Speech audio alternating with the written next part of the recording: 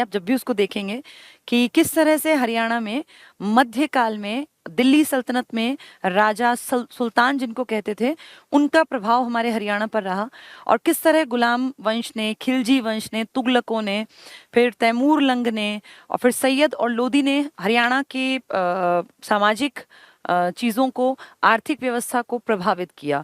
उस पूरे दौर को अगर आपने पढ़ लिया है किताब से और वीडियो भी देख ली है, तो अब अगली चीज़ें समझना आपके लिए बेहद आसान होगा। हम आगे बढ़ेंगे और आज हम शुरू करते हैं उसी सीरीज को आगे बढ़ा के मुगलों, यानी 1526 की पानीपत की पहली लड़ाई के बाद मध्यकाल का सेकेंड पार्ट, जब हरियाणा प्रभावित हुआ। ये मुगल का मतलब है यहाँ बाबर, हुमायूं, अकबर, जहांगीर, शाहजहां, औरंगजेब, क्योंकि ये बहुत बड़े बादशाह थे। एक टर्म यूज किया गया था पादशाह, वो इन्हीं के लिए था। और अब हरियाणा, सिर्फ हरियाणा नहीं, दिल्ली बल्कि पूरा भारत, इसका दक्षिण तक इन लोगों की कमांड बनी। एक बहुत बड़े टैक्सेशन का इन्होंने सिस्टम खड़ा कर लिया, और देश भर से पता नहीं कहाँ कहाँ से इनके पास पैसा इकट्ठा होने लगा। और ये बड़े, बहुत बड़े बादशाह, जिनके अंडर पूरा इंडिया, पाकिस्तान, अफगानिस्तान तक इनका डंका बजता था, और इस तरफ चलें तो बांग्लादेश और भूटान, नेपाल तक, इन लोगों का नॉर्थ ईस्ट तक पूरा एरिया कवर था। तो अब भारत की व्यवस्था को, भारत तो आपने समझ रखा होगा क्योंकि आप हिस्ट्री पढ़ के आए हैं। जिसने 10वीं तक हिस्ट्री पढ़ी है उसके लिए सब बहुत आसान है, नहीं पढ़ी तो फिर आपको हिस्ट्री पढ़नी पड़ेगी। कंपटीशन में हिस्ट्री जरूरी आती है। जिसको हिस्ट्री की समझ होगी वही हरियाणा को भी समझ पाएगा। तो हमने जो लास्ट क्लास पढ़ी थी उसमें हमने पढ़ा था कि किस तरह दिल्ली सल्तनत का प्रभाव आपके हरियाणा पर आया, यहाँ की व्यवस्थाओं पर पड़ा। अब हम उससे आगे की सीरीज में, लास्ट क्लास देखनी जरूरी है तभी ये क्लास समझ में आएगी, क्योंकि ये सेकंड चैप्टर है, मुगल काल में हरियाणा। आज मैंने जो सुबह पढ़ाया था, दिन में जो क्लास हुई थी, वो फर्स्ट चैप्टर था, तो पहले उसको देखना है। वो जब भी देखोगे उसके बाद ये देखना, तभी ये समझ में आएगा। मुगल काल में हरियाणा, ये मुगल काल में है। जो इससे पिछली क्लास में हुआ था वो दिल्ली सल्तनत, वो था सल्तनत काल में हरियाणा। सल्तनत का एंड जिस दिन हुआ है उसी दिन मुगल काल स्टार्ट हो गया, क्योंकि पानीपत के युद्ध में जब इब्राहिम लोदी मारा गया, तभी उसी दिन से तो मुगलों की सल्तनत जो है बढ़ के वो बादशाहत में बदली। तो ये मुगल काल है, ठीक है। हमने उस लास्ट क्लास से आगे की सीरीज है ये, इसको समझ लोगे तो आप ये मान लो 57 की क्रांति तक आपको समझ में आ जाएगा। 57 की क्रांति में पहले पढ़ा चुकी हूँ, उससे और फिर आजादी तक की यात्रा हम ऑलरेडी पढ़ चुके हैं, 1947 तक की। हम धीरे धीरे वापसी की तरफ जा रहे हैं। हमने पहले मॉडर्न इंडिया में हिस्ट्री को समझा अपने हरियाणा में, फिर हमने देखा मध्यकाल का फर्स्ट पार्ट और अब मध्यकाल का सेकंड पार्ट, दो ही पार्ट हैं इसके, मध्यकाल कंप्लीट। फिर आएंगे एंशियंट में हरियाणा में क्या था, ठीक है। तो आज पहले इसको टारगेट बनाते हैं कि ये हमें समझ में आए। अगर तुमने इससे पिछली क्लास ली है तो दिक्कत नहीं है, नहीं ली तो पहले उसको लेना, ठीक है। क्योंकि कई बार वीडियो आप 4 दिन बाद भी देखते हैं बहुत लोग, पता चला पहले ये देखने लग गए। ये क्लास तब समझ में आएगी जब आप इससे पिछले लेक्चर को देख लेंगे। मुगल साम्राज्य, मुगल साम्राज्य को मैं थोड़ा सा पहले समझाऊंगी, क्योंकि डायरेक्ट पढ़ाने में ना तुम्हें समझ में नहीं आएगा। थोड़ा सा इसके ऊपर बातचीत करेंगे, फिर ये बहुत आसान दिखेगा तुम्हें। ये आज मैंने दिन में पढ़ाया था, ग ख तस्लम, ये पूरा कंप्लीट हो गया था। इसके आगे की सीरीज है, हम जो पढ़ चुके हैं अब तक वो हमने पढ़ लिया 1206 से दिल्ली सल्तनत की शुरुआत और 1526 पानीपत का युद्ध, पहला युद्ध। यहाँ तक हमने दिन में पढ़ा था, फर्स्ट लेक्चर था ये मध्यकाल का। अब सेकंड लेक्चर है, 1526 से स्टार्ट होगा और आप ये लगा लीजिए 1857 तक का टाइम पढ़ेंगे, और फिर 57 से आगे का हम ऑलरेडी पढ़ चुके हैं पिछले लेक्चर्स में, ठीक है। तो अब इस काल में क्या हुआ, जिसको इंडियन हिस्ट्री आती है बहुत आसानी से समझ लेगा। उसको पढ़ा, जब मैं किताब पढ़ाऊंगी पीडीएफ और ये सब चीजें बहुत आसान दिखेंगी। ध्यान से सुनो। अब पानीपत की पहली लड़ाई होती है 1526 में, पानीपत का प्रथम युद्ध। इस युद्ध में विदेशी एक आदमी है जो अपनी सेना लेके यहाँ आया है, जिसका नाम है बाबर। बाबर के माँ और बाप दोनों ये मान लीजिए कि बहुत क्रूर, बहुत बर्बर जाति से संबंध रखते हैं, क्योंकि इसके माता और पिता चंगेज खान 1221 में, जिसने इंडिया पे अटैक करने की कोशिश की थी, और एक अभी जो पढ़ाया था मैंने इससे पिछले लेक्चर में, जिसका नाम था तैमूर। तो तैमूर और चंगेज खान दोनों बर्बर जाति के थे। इन दोनों का खून था इसके माता पिता में, तो ऑब्वियस सी बात है कि इसको तो ऐसा बनना ही था।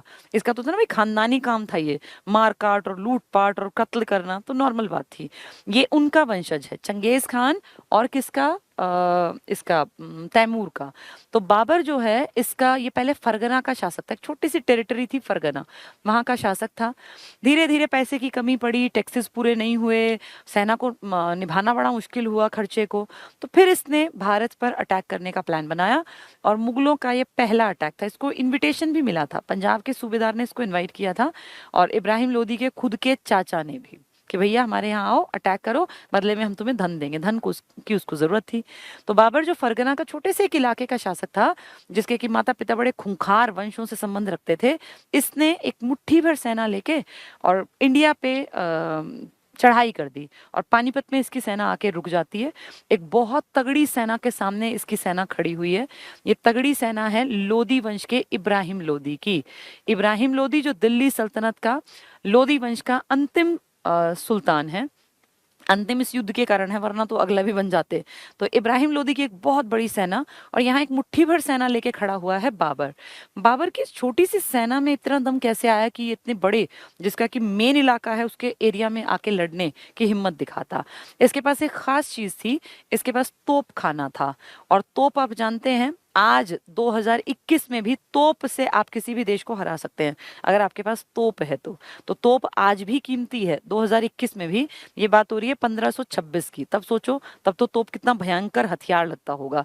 इसके पास एक बहुत बड़ा तोप खाना था और तोप का प्रयोग करने के कारण इसको था कि मैं जीत जाऊंगा। ठीक है, तो तोप का प्रयोग इसने किया। अली और मुस्तफा दो इसके खास तोपची थे, जिनको बहुत नॉलेज थी कि किस एंगल से कहाँ अटैक करने पे सेना का बड़ा नुकसान होगा। यहाँ इसकी बेशक लाखों की सेना थी, लेकिन तोप के सामने थोड़ी लाखों और करोड़ों टिकते हैं। जहाँ तोप का इस्तेमाल होगा, तो आप कारगिल का युद्ध जीत गए थे 1999 में। कारगिल का युद्ध आपने बोफोर्स तोप के कारण ही तो जीता था। तो तोप आज भी जब सेना में इतनी इंपॉर्टेंस रखती है, तो उस टाइम तोप की क्या हालत होगी। इसके पास एक तो तोपखाने का प्रयोग, और इसकी एक युद्ध की पद्धति थी तुलुगमा। तुलुगमा युद्ध की पद्धति प्रणाली थी। इन दो फैक्टर्स के कारण बाबर जीता। और बाबर जीता ही नहीं, इसने इब्राहिम लोदी की हत्या भी कर दी। भाई सामने जो आदमी हारेगा उसको तो मरना पड़ेगा ना। इब्राहिम लोदी मारा गया। इब्राहिम लोदी पहला दिल्ली सल्तनत का राजा है, सुल्तान है, जो वीर गति को प्राप्त हुआ लड़ते हुए। अदरवाइज तो सारे कोई गले की बीमारी से, कोई घोड़े से गिरकर, और कोई लकड़ियों के महल के नीचे दबकर ऐसे मरे थे। ये इकलौता लड़ते हुए मरा, पहला। 1206 से 1526 आ गया, कोई लड़ते हुए नहीं मरा, ये पहला है लड़ते हुए मरा। बाबर की जीत हुई। बाबर की जीत बाबर के मन में एक कॉन्फिडेंस पैदा कर गई कि यहाँ मुझसे लड़ने वाला कोई बड़ा होगा ही नहीं, क्योंकि अगर बड़ा होता तो इसी को ना हटा देता इब्राहिम को। इब्राहिम सबके सिर पे सवार था और मैंने इब्राहिम को हरा दिया, इसका मतलब मेरी टक्कर में कोई आ नहीं पाएगा। बाबर की ये जजमेंट सही साबित हुई और बाबर ने पानीपत युद्ध के बाद बड़ी चालाकी से पानीपत में एक बैठक की। कहते हैं 7 दिन तक यहाँ ये युद्ध के बाद रहा। इसने एक बैठक बुलाई जिसमें इसने पानीपत के अमीर लोगों को इनवाइट किया और उन अमीर लोगों को इसने बहुत सारे उपहार दिए। अमीर लोग खुश हो गए। भाई उस टाइम पे ये थोड़ी था कि हमारा राजा मर गया। पानीपत वैसे भी खुश नहीं था, क्योंकि इब्राहिम लोदी जो है ना, इसके साथ भी गड़बड़ थी। ये भी थोड़ा सा धर्मांध था, तो इसीलिए गड़बड़ियां पहले के कारण से लोग दुखी थे इससे। अब बाबर ने देखा कि यहाँ तो कोई बड़ा आदमी है ही नहीं। अगर मैं यहाँ जो छोटे छोटे ये राजा महाराजा टाइप के बहुत छुटपुट से कोई ये हैं आदमी, इनको अगर मैं खत्म कर देता हूँ तो ये टेरिटरी मेरी बन सकती है। और मेरे पास फरगना में छोटा सा इलाका है, अगर मैं यहाँ आ जाऊँ तो उपजाऊ जमीन है, मुझे खूब सारा टैक्स मिलेगा, बड़ी सेना बना लूंगा। अभी भी सेना तो मेरे पास है ही, और लोग मुझे जो है बड़ा राजा के रूप में देख लेंगे। और इसका ये प्लान सक्सेसफुल रहा, क्योंकि बाबर 1526 में आया, हर साल युद्ध किया, 27 में, 28 में, 29 में, और फाइनली 1530 में इसकी डेथ हो गई, इसकी मृत्यु हो गई। सिर्फ 4 सालों में इसने प्रॉपर्टी इतनी बना ली कि अपनी प्रॉपर्टी में ये 4 हिस्से कर गया। ये हुमायूं को मेन अपना, भाई अगला वंशज मेरा कौन, तो मेरा बड़ा बेटा हुमायूं पसंद करता था। हुमायूं ने अपनी प्रॉपर्टी पिताजी से मिलने के बाद भाइयों में भी बराबरी बांट दी। कामरान, अस्करी, ये अपना था ना हिंदाल, कामरान और अस्करी, 3 भाई वो और एक हुमायूं। यानी 4 साल में ये आदमी इतनी प्रॉपर्टी जोड़ गया कि इसके बच्चों को दिक्कत ना हो यहाँ राजपाट संभालने में। और महज 4 साल में ये हर साल युद्ध लड़ा, जिसमें बाबर, राणा सांगा आपने सुना होगा, ये अपना खचग, ये है ना घ, ये चंदेरी का युद्ध, घाघरा का युद्ध, ये युद्ध हैं, बड़े हिस्ट्री में पढ़े जाते हैं आपके, लेकिन हरियाणा पे आते हैं क्योंकि वो तो बहुत लंबी चौड़ी हिस्ट्री हो जाएगी। इस बाबर ने एंट्री की थी आपके पानीपत से। 4 सालों में इसने पानीपत, पूरा दिल्ली, यूपी तक का इलाका अपने कब्जे में ले लिया और फाइनली ये इसकी डेथ हो गई 1530 में। हुमायूं की बात करें, हुमायूं को एक बनी बनाई सी प्रॉपर्टी मिल गई, इसने भी राजपाट पर इसने यूपी बिहार की तरफ ज्यादा ध्यान दिया, इसलिए हरियाणा में हुमायूं का बहुत बड़ा कोई योगदान नहीं पढ़ा जाता हरियाणा की हिस्ट्री में। तो पहला कौन था? बाबर, जिसके बारे में हमने जान लिया।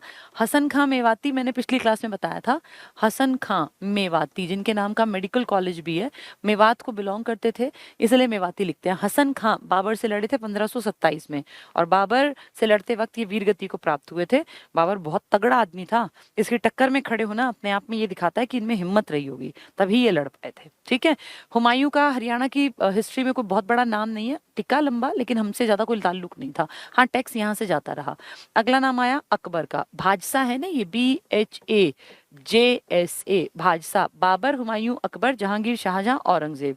अकबर का एक आदमी आप जानते हैं टोडरमल था, इसका वित्त मंत्री था। इसकी बनाई हुई जो टैक्सेशन सिस्टम था, दहशाला व्यवस्था, दहशाला, दहसाला भी लिख देते हैं, दहशाला भी, ये इसका टैक्सेशन का सिस्टम था, ये हमारे यहाँ लागू हुआ। और हमारे यहाँ टैक्स में एक टैक्स का सिस्टम था जिसमें कि ना जमीनें ऐसी जो कि सिर्फ बारिश के पानी के कारण खेती करती हैं, उन पे कोई भूमिकर नहीं लगता था। कितनी अच्छी बात है ना, जिस जमीन पर सिर्फ बारिश से खेती होती थी, नहर नहीं थी, जो नहर का पानी यूज नहीं करते थे, कोई कुआं नहीं खोद रखा था, बारानी जमीन कहलाती थी वो, बारानी। बारानी ये किस पर डिपेंड थी? बारिश पर। इस पे जितनी खेती होगी उस पर कोई टैक्स नहीं देना, कितनी अच्छी बात है। लेकिन दूसरी जमीन जो कुएं खोद के पानी यूज करते थे या उस टाइम में नहरों का पानी यूज करते थे, उनसे टैक्स लिया जाता था। जो ये टैक्स लिया जाता था ना, ये भी अलग अलग तरह का था। तो ये हमारे यहाँ जो व्यवस्था थी टैक्सेशन की, ये अकबर के टाइम में जो किसने सेट की थी? टोडरमल, यही हमारे यहाँ भी लागू रही। अकबर के टाइम में अकबर का एक इम्पॉर्टेंट जीवन का किस्सा है, कलानौर में इसका राज्याभिषेक हुआ, क्योंकि इसके पिताजी जो है बहुत यंग एज में जब ये था तभी वो एक्सपायर हो गए 1556 में। ये इंपॉर्टेंट कैरेक्टर है आपके यहाँ। 1556 में, ये 1542 में जन्मे थे, तो 1542 से लगा लो आप 52 में 10 साल के रहे होंगे, और 56 में 4 साल, 14 साल का एक लड़का जिसका राज्याभिषेक हुआ, क्योंकि पिताजी अचानक से दिल्ली के शेर मंडल के पुस्तकालय की सीढ़ियों से लुढ़क के माथे में चोट लगी और वहीं उनकी डेथ हो गई। 14 साल के एक लड़के का राज्याभिषेक हुआ हमारे हरियाणा के कलानौर में।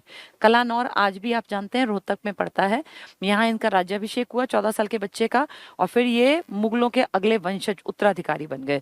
इन्हीं के टाइम में 1556 में ही पानीपत की दूसरी लड़ाई लड़ी गई। और ये किस किसने लड़ी? अब 14 साल का बच्चा तो क्या लड़ता, उसका संरक्षक था जिसका नाम था बैरम खां।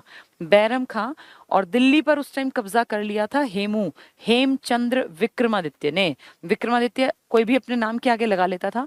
अक्टूबर में हेमचंद्र विक्रमादित्य ने दिल्ली पे कब्जा किया और नवंबर में ये लड़ाई हो गई, सिर्फ 1 महीने का। ये दिल्ली का अंतिम हिंदू सम्राट था। सम्राट तो कहना क्या, 1 महीने में क्या सम्राट बनना था, लेकिन बनी बनाई हुमायूं की प्रॉपर्टी का मालिक बन गया था।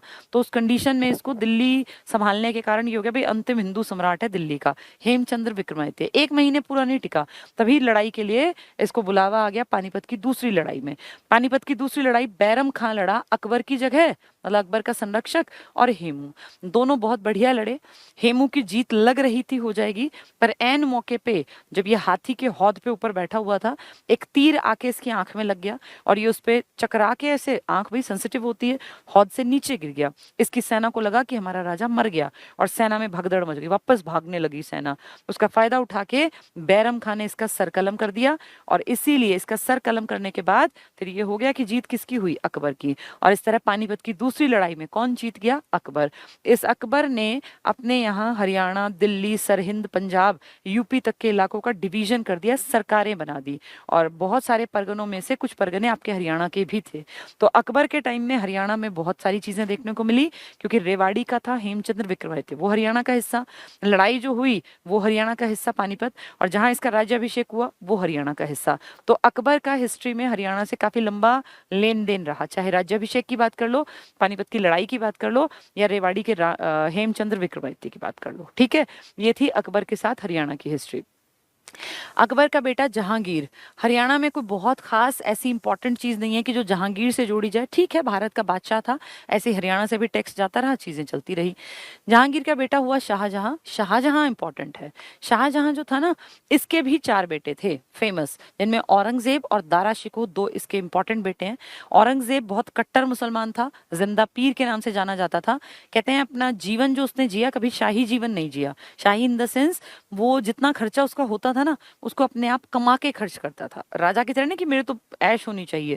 कहते हैं कुरान लिखता था और टोपियां सिलता था। मुस्लिम जो टोपियां पहनते हैं उनको बाहर बेचा जाता, उससे जो पैसे आते उससे वो अपनी ड्रेस बनवाता था। आप कभी भी देखना, औरंगजेब ने कभी अपने सिर पे जो वो रखते थे ना, ऐसे जड़ाऊ मोतियों वाला, कभी नहीं पहना, सादा था बिल्कुल। लेकिन कट्टर मुसलमान था, हिंदू धर्म से बेहद नफरत करता था और सिख धर्म से भी चिढ़ता था, जबकि हिंदू सिख तो ये इलाका ही था मेन, हरियाणा पंजाब का।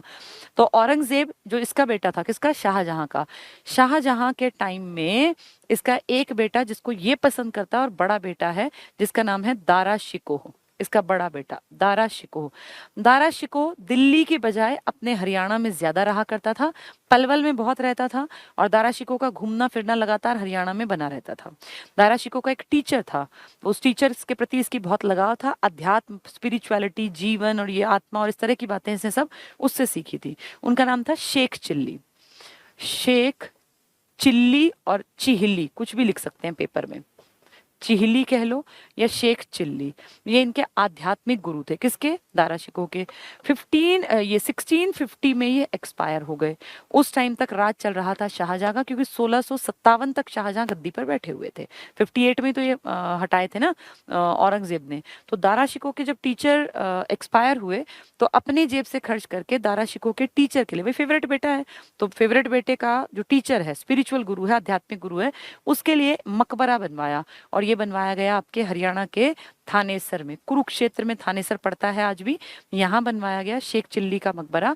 और इसको हम कहते हैं कि स्थापत्य की दृष्टि से ये इतना सुंदर है कि इसको हरियाणा का ताजमहल का नाम दिया गया। तो हरियाणा का ताज किसको कहते हैं, शेख चिल्ली का मकबरा। किसके टाइम में बना है ये, शाहजहां। किसने बनवाया, कई किताबें शाहजहां लिख देती हैं, कई कह देती हैं दारा शिकोह। दारा शिकोह का गुरु था उस टाइम। दारा शिकोह कोई राजा नहीं था, लेकिन दारा शिकोह बड़ा जवान बच्चा जरूर हो चुका था, बड़ा हो चुका था, भाई फेवरेट बेटा था तो उसके गुरु के लिए बनवा दिया। कहाँ बनवाया, थानेसर में। तो शाहजहां का भी हमसे लिंक हो गया दारा शिकोह के कारण।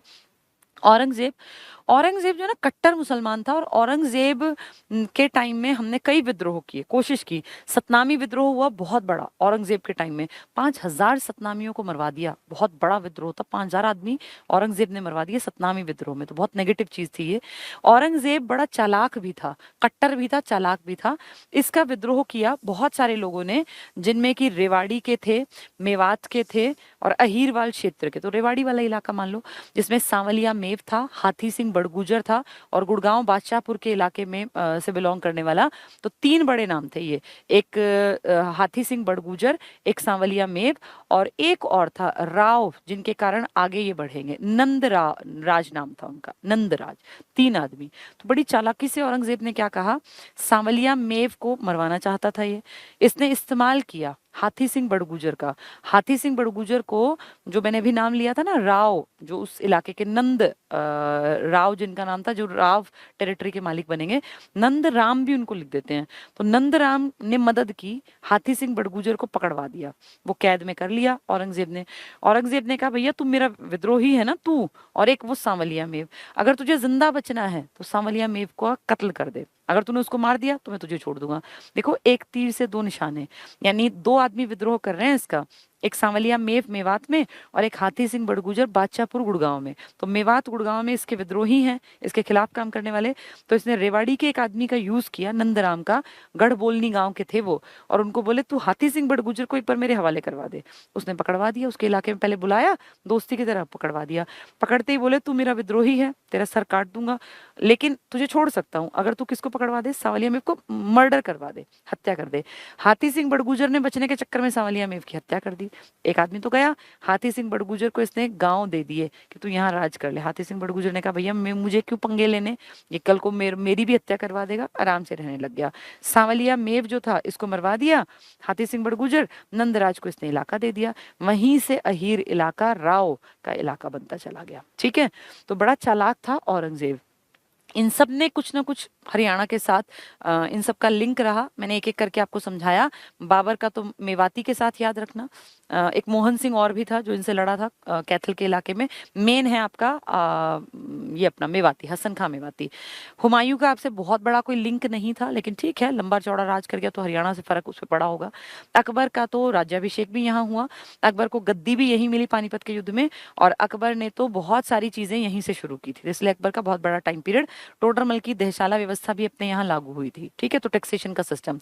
जहांगीर का कोई बहुत बड़ा लिंक नहीं था ठीक है, जितना कामकाज करते हैं। फरीद खान जो फरीदाबाद बसाया था वो जहांगीर का ही तो शाहजहां के टाइम में तो था, इन दोनों बाप बेटों के टाइम में।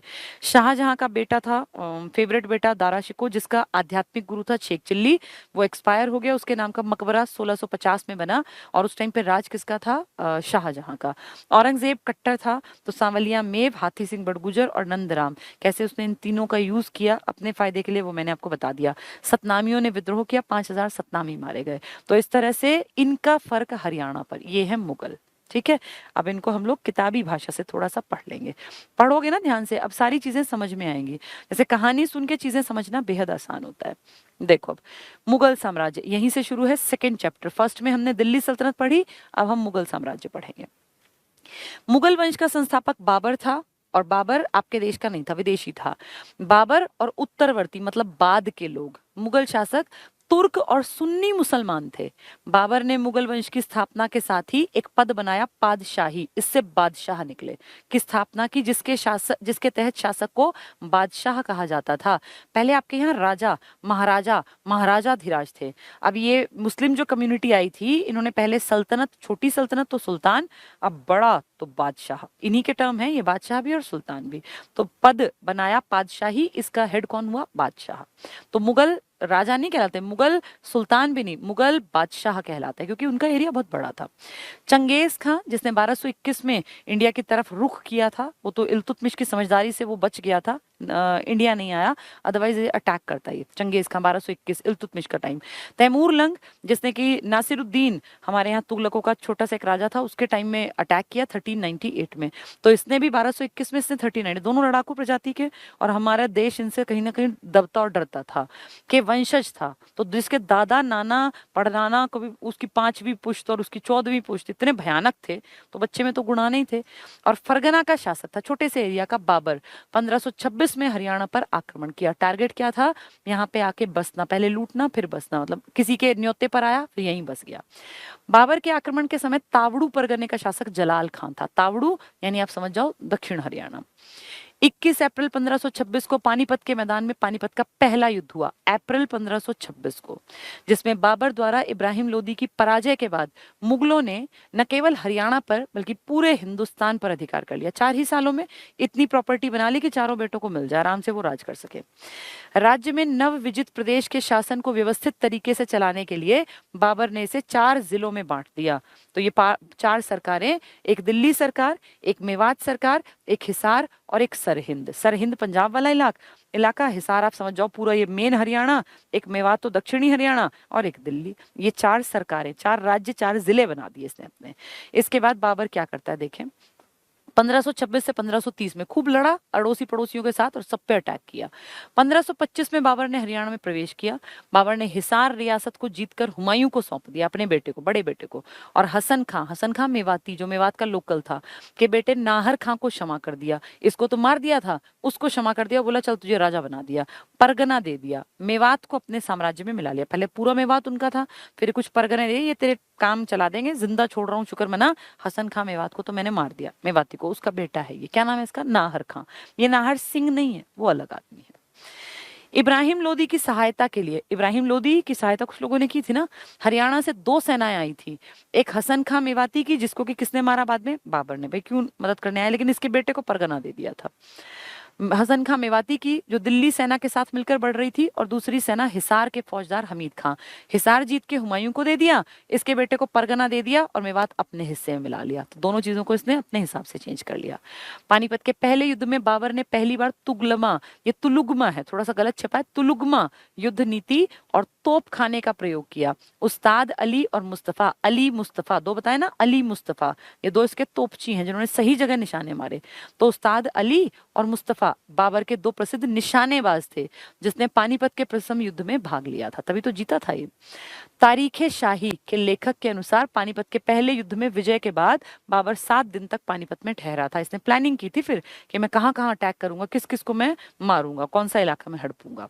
21 नवंबर 1526 को बाबर ने हिसार फिरोजा के आसपास अफगान नेता हमीद खान सारंगवानी के विद्रोह को दबाने के लिए चीन तैमूर सुल्तान, चगताई वंश का अहमद परवानची, अब्दुल फतेह तुर्कमान, मलिक दाद करानी और मुल्तान के मुजाहिद खां को नियुक्त किया था। ये छोटे छोटे, बहुत छोटे छोटे लेवल के लीडर, नाम नहीं आएंगे, एक आइडिया दे रही हूँ। हिसार फिरोजा के आसपास इसने एक अफगान क्यों, क्योंकि देखो सारे लोधी अफगान के थे, बताया था ना मैंने आपको, बड़े बड़े पदों पर बैठा है। तो अफगान नेता, अफगान जो मेन आदमी था इब्राहिम लोधी मार दिया, लेकिन उसके सरदार तो जिंदा बैठे हैं अफगान, वो तो विद्रोह करेंगे कि ऐसे कैसे घुसाए, कौन है बाहर का आदमी, भाई हम बनेंगे अगर राजा बनना है। तो अफगान विद्रोह जो था, अफगान का एक नेता, इसने विद्रोह कर दिया, इसको दबाने के लिए इसने ढेरों लोगों को बुला लिया। तो इस तरह से हिसार फिरोजा जो है वो जीतेगा ये, और फिर हिसार को जीत के अपने बड़े बेटे को देगा, किसको, हुमायूं को। ठीक है। बाबर के खिलाफ मेवात में हसन खां मेवाती समस्त अशांति और विद्रोह का नेता था।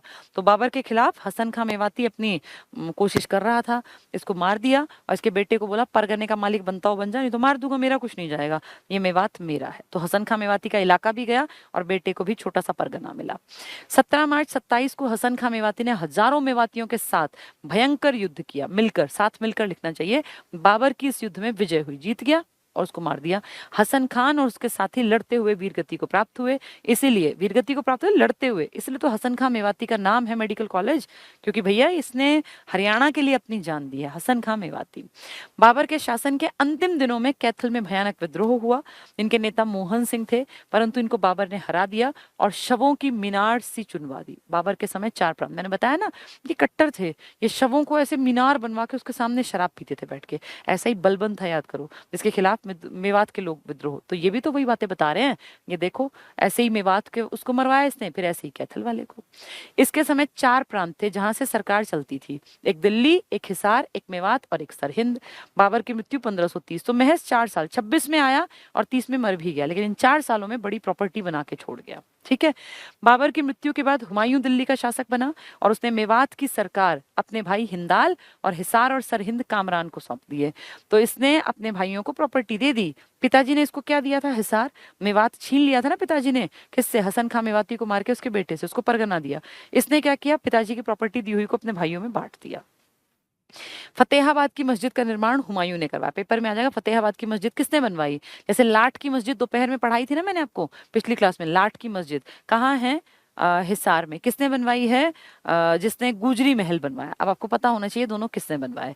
तो हुमायूं ने निर्माण करवाया फतेहाबाद की मस्जिद का। अगला है शेरशाह सूरी।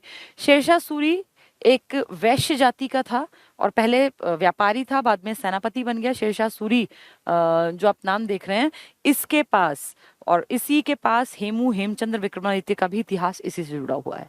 इब्राहिम सूर ने हिसार के जागीरदार जमाल खान के पास नौकरी कर ली। जमाल खान ने इब्राहिम को 40 सिपाहियों का सरदार बनाकर नारनौल के परगने में जीवन यापन के लिए कुछ गांव दे दिए, भैया यहाँ से जो टैक्स है तू उसमें खा ले। शेर शाह ने हरियाणा को पहले की तरह 4 सरकारों में, दिल्ली सरकार, मेवात, हिसार और सरहिंद में बांट दिया। सब वही कर रहे थे। अब आया अकबर। अकबर 1526 से 1605 तक रहा और अकबर की एंट्री के टाइम मैंने आपको बताया कौन था वो आदमी जो लड़ा था पानीपत की दूसरी लड़ाई, हेमचंद्र विक्रमादित्य। अकबर तब 14 साल का लड़का था। राज्याभिषेक कलानौर में हुआ। पानीपत की दूसरी लड़ाई में इसका संरक्षक काम संभाल रहा था। ठीक है। तो हेमचंद्र, जिसको हेमू भी कहते हैं, इसने उपाधि विक्रमादित्य, 1 महीने बस दिल्ली बैठा था ये, और अकबर के बीच संघर्ष हुआ। पढ़े जरा क्या संघर्ष था। हेमचंद्र जो मध्यकालीन इतिहास में हेमू के नाम से प्रसिद्ध है, वो हरियाणा की प्रमुख नगरी रेवाड़ी का रहने वाला था। कहते हैं 22 लड़ाइयां लड़ी, कभी हारा ही नहीं। तो ये बहुत बड़ी बात थी, इसलिए इसमें हिम्मत आई विक्रमादित्य कहलाने की। रेवाड़ी का था ये। 5 नवंबर 56 को मुगल शासक अकबर और हेमचंद्र विक्रमादित्य की सेनाओं के बीच पानीपत का दूसरा युद्ध हुआ, जिसमें हेमू की पराजय हुई। वो तीर लग गया आंख में। दिल्ली की गद्दी पर बैठने वाला अंतिम हिंदू शासक हेमू ही था, जो दिल्ली की गद्दी पर बैठा। 1 महीने अक्टूबर नवंबर में लड़ाई हो गई। राज्य को सुव्यवस्थित तरीके से चलाने के लिए अकबर ने उसे सूबों में बांट दिया। इस समय राज्य में परगने थे और 5 सरकारें थी, जो थी, अब पहले 4 थी ना, 5 देखो। सरकारें दिल्ली पहले भी थी, सरकारें रेवाड़ी नई बन गई, सरकारें हिसार पहले भी थी, सरकारें, ये हिसार फिरोजा तो एक ही है, मेवाती पहले भी थी, सरहिंद भी थी। अब सरकार ए रेवाड़ी बन गई। हेमचंद्र कहाँ का था? रेवाड़ी का। वहीं उसमें तो एक वहां भी सरकार की, वहां भी विद्रोह ना हो, अकबर ने किया ये काम। जहांगीर का कोषाधिकारी था शेख फरीद। इसने कौन सा शहर बसाया था? फरीदाबाद। शेख फरीद ने फरीदाबाद बसाया। जहांगीर का कोष का ध्यान रखने वाला अधिकारी था। तो जहांगीर के टाइम में ये, अकबर के टाइम में बहुत सारी घटनाएं, जहांगीर का बस एक किस्सा। शाहजहां फिर अपने बेटे के लिए काम करवाएगा। अगला है शाहजहां, 1627 से 1657, क्योंकि 58 में इसको औरंगजेब पकड़ के जेल में कैद कर देगा आगरा के किले में। शाहजहां का ज्येष्ठ मतलब बड़ा बेटा दारा शिकोह हरियाणा का को अधिक पसंद करता था। ये दिल्ली में, शाहजहां तो रहता था दिल्ली में, लाल किला बनवाया, पहले आगरा में था जो अकबर ने बनवा रखा था, लेकिन इसका बड़ा बेटा ज्यादातर हरियाणा में, कभी पलवल में, कभी कहीं रहा। ठीक है, वो प्रायः यहाँ के छोटे से नगर पलवल में रहता था। तो देखो कितना बड़ा आदमी, और कहाँ रहता था? पलवल में। मार्च 1634 को पलवल के पास सुल्तानपुर, सुलनान लिखा है, सुल्तानपुर है ये, आजकल जो हरियाणा के गुड़गांव में है, गांव में दारा शिकोह को पुत्र रत्न की प्राप्ति हुई, जिसका नाम सिपहर सिकोह था। तो दारा शिकोह ने अपने बेटे का नाम क्या रखा? सिपहर सिकोह, इसका बेटा हुआ था। मुगल शासक शाहजहां का पुत्र दारा शिकोह थानेसर में अपने गुरु शेख चेहली के संपर्क में रहता था। शेख चिल्ली ही शेख चेहली है, तो ये इसका आध्यात्मिक गुरु है, शाहजहां के बड़े बेटे का। ठीक है, शेख चिल्ली की मृत्यु के बाद दारा शिकोह ने शेख की स्मृति में मकबरा बनवाया। यह स्थापत्य यानी आर्किटेक्चर की दृष्टि से हरियाणा का ताजमहल भी कहलाता है। इसमें वही सब बातें हैं जो मैं पढ़ा रही हूँ। ठीक है, सरकारें दिखा रखी है। अन्य मुगल शासकों के समय हरियाणा, शाहजहां ने हिसार को चकला, एक इकाई बना दी प्रशासन की, का हाकिम कृपाराम गौड़ को बनाया। ठीक है, तो इससे देखो कि इसका मतलब शाहजहां है तो खुद इस्लाम धर्म का, लेकिन ये हिंदुओं पे विश्वास कर रहा है। तो चकला, चकला एक इकाई, भाई जैसे हम कहते हैं गांव, हम कहते हैं शहर है, ये जिला है, इस तरह से चकला का हाकिम बना दिया कृपाराम गौड़ को। ठीक है, इस 32 के आसपास शाहजहां के शासनकाल में फिरोज खान ने मामा भांजा मुगल सराय घरौंडा में है, ठीक है, करनाल वाले में, पानीपत और करनाल वाले जो इलाके में घरौंडा पड़ता है, पिंजौर में मुगल गार्डन बना था। और फिदाई खां कोका नाम का एक आदमी था जो कि फॉस्टर ब्रदर था औरंगजेब का। औरंगजेब के माँ ने यानी शाहजहां ने वैसे ही उसको गोद लेके पाल रखा था कि भाई हम इसके केयर टेकर हैं। तो जब ये औरंगजेब कभी कभी जाता था लाहौर की तरफ दिल्ली से, तो लाहौर का रास्ता पंजाब से होके तो निकलेगा ना पाकिस्तान की तरफ, तो रास्ते में दिल्ली से चलते चलते थक जाता तो पंचकुला पहुंच के आराम करता, क्योंकि वहां मुगल गार्डन बनवाया गया था। आज भी लोग पिंजौर के मुगल गार्डन को देखने जाते हैं, और वही कहलाता है यादवेंद्र गार्डन या पिंजौर गार्डन, उसी की बात है। पिंजौर में मुगल गार्डन का निर्माण फिदाई खान एक ही आदमी ने करवाया था। फिदाई खान कोका इसको बोल देते हैं। इसको वर्तमान में यादवेंद्र गार्डन या उत्तर भारत का नंदनवन, बहुत इंपॉर्टेंट पूछेंगे, उत्तर भारत का नंदनवन कहाँ है, तो आपका मुगल गार्डन जो है ना, जो पिंजौर गार्डन, यही है उत्तर भारत का नंदनवन। Very important. कहा जाता है प्रतिवर्ष आमों का मेला लगता है। हेरिटेज मेला लगता है दिसंबर में, इस साल नहीं लगा। आमों का मेला लगता है जुलाई में, नहीं लगा पिछले साल कोरोना के चक्कर में, वरना लगता है हर साल। बैसाखी मेला, आमों का मेला, हेरिटेज। बैसाखी वाला फरवरी में लगता होगा, फरवरी मार्च के आसपास, और आमों वाला जुलाई के आसपास, और हेरिटेज दिसंबर, ये उसी में लगता है जो ये भारत का नंदनवन है यानी पिंजौर गार्डन। फिर आया औरंगजेब। औरंगजेब ने क्या किया? सतनामियों के विद्रोह को दबाया, कुचल दिया, लोगों को मारा, बहुत परेशान किया। सानहोला का रहने वाला सांवलिया मेव, इसके 3 कट्टर विद्रोही, सांवलिया मेव, और एक मैंने बताया हाथी सिंह बड़गुजर, और एक बताया आपको नंदराम। तो नंदराम ने मदद की, हाथी सिंह बड़गुजर को पकड़वाया। बड़गुजर ने किसका मर्डर कर दिया? सांवलिया मेव का। तो सांवलिया मेव पहला व्यक्ति था जिसने औरंगजेब को परेशान कर दिया। औरंगजेब को परेशान, मेवात के लोगों ने बलबन को भी दुखी किया था, इनको भी। औरंगजेब का विरोध करने वाला दूसरा ऐसा व्यक्ति था हाथी सिंह बड़गुजर। हाथी सिंह बड़गुजर ये दहना गांव का रहने वाला था। इस गांव को वर्तमान में बादशाहपुर कहते हो तुम, गुड़गांव में पड़ता है ना बादशाहपुर, यहीं का बड़गुजर, बादशाहपुर आज का। रेवाड़ी के पास गढ़बोलनी गांव था। इसकी सरकार राव नंदराम, यही तो कहलाएंगे बाद में राव, यही तो जो राव आज तक चल रहे हैं ना, वो यही लोग हैं। नंदराम ने, इसने किसको पकड़वाया? हाथी सिंह बड़गुजर को पकड़कर औरंगजेब के हवाले कर दिया। तो 3 लोग, सांवलिया मेव, हाथी सिंह बड़गुजर और एक नंदलाल राम। नंदराम ने किसको पकड़ा? हाथी सिंह को। हाथी सिंह को क्या बोला औरंगजेब? सांवलिया को मार दे, तुझे छोड़ दूंगा, तुझे प्रॉपर्टी का मालिक बना दूंगा। तो अब देखो क्या हुआ। रेवाड़ी के पास गढ़बोलनी के राव नंदराम ने हाथी सिंह बड़गुजर को पकड़कर औरंगजेब के हवाले कर दिया। इस सहायता से प्रसन्न होकर औरंगजेब ने रेवाड़ी के आसपास का संपूर्ण क्षेत्र की चौधराहट नंदराम को सौंप दी। यहीं से रेवाड़ी के प्रसिद्ध राव राज्य की नींव पड़ी। तो ये जो राव नगरी कहलाती है ना आज रेवाड़ी, ये कैसे पड़ी समझ में आया? नंदराम नाम का एक आदमी थे जिसने हाथी सिंह बड़गुजर को पकड़ा और किसको सौंप दिया? औरंगजेब को। भाई ये तुझे दुखी करता है, ये मैंने तुझे पकड़ा दिया। अब उसने कहा ठीक है यार, तुमने बड़ा अच्छा काम किया, जो इस पूरे एरिया के आसपास के गांव हैं तुम इनके चौधरी हो। तो चौधराहट मिल गई, वहीं से अहीर राज्य और ये राव राज्य की नींव पड़ गई। ठीक है। हाथी सिंह ने क्या किया? खुद को बचाने के लिए ये मारेगा सांवलिया मेव को। हाथी सिंह बड़गुजर ने औरंगजेब के द्वारा रिहाई की शर्तों के अनुसार रिहा होते ही सांवलिया मेव का कत्ल कर दिया। इससे प्रसन्न होकर औरंगजेब ने हाथी सिंह को घासेड़ा की 11 गांवों की जागीर सौंप दी। यानी देखो इसने कितनी चालाकी से, 2 इसके तगड़े टक्कर वाले थे, एक सांवलिया मेव, एक हाथी सिंह बड़गुजर, इन दोनों को कैसे इसने अपने कब्जे में लिया। एक तीसरा आदमी नंदराम को बोला तू हाथी सिंह को पकड़वा दे। हाथी सिंह को पकड़वा दिया।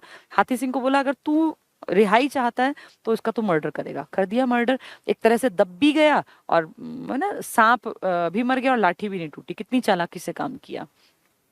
जागीर मिल गई। 1672 में अहीरवाल क्षेत्र यानी राव वाला इलाका के नारनौल नगर में सतनामियों ने औरंगजेब के खिलाफ विद्रोह किया। 5000 सतनामी मरवाए थे औरंगजेब ने। बहुत बड़ा विद्रोह था ये सतनामियों का।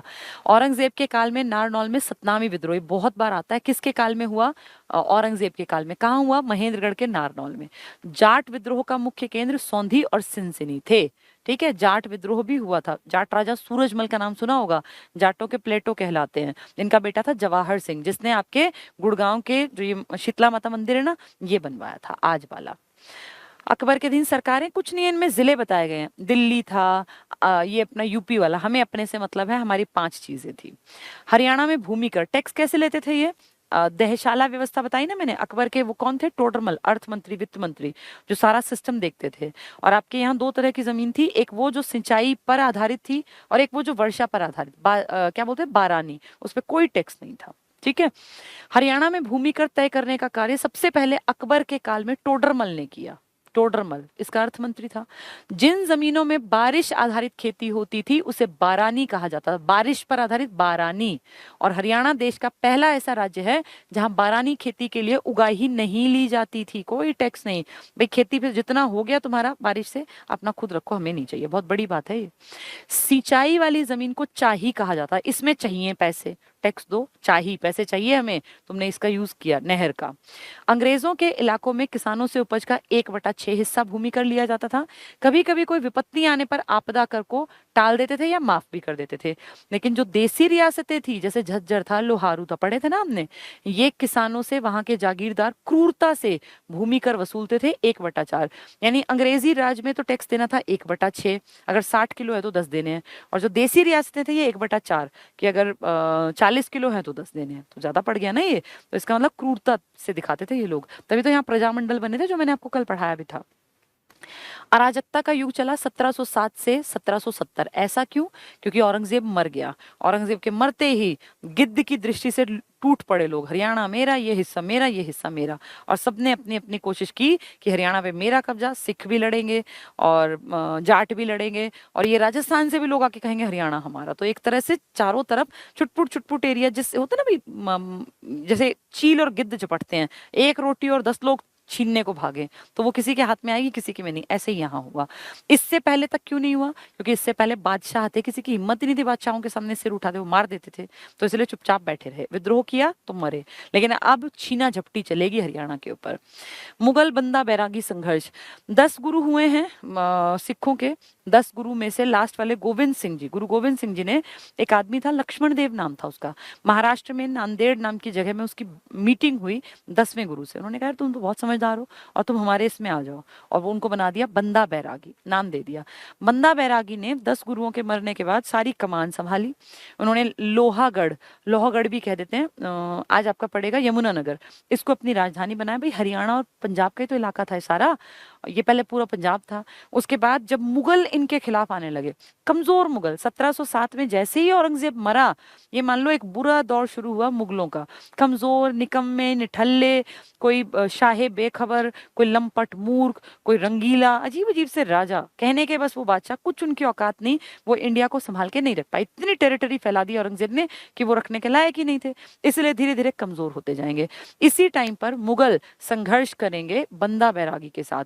बंदा बैरागी अपना हेडक्वार्टर बनाएगा सोनीपत के सिहरी खांडा में, और फिर यहाँ पे कई बार ये अंग्रेजों मुगलों को हराएगा, लेकिन फाइनली फर्रुखसियर 1713 में इसका मर्डर करवा देगा। और उसके बाद फिर सिखों का, जो कुछ लोग कहते हैं 11वें गुरु, कुछ कहते हैं गुरु नहीं, लेकिन हमारे लीडर थे बंदा बैरागी, इनकी डेथ हो जाएगी। ठीक है, अराजकता फैलेगी चारों तरफ, हड़कंप मचेगा लूटपाट पे।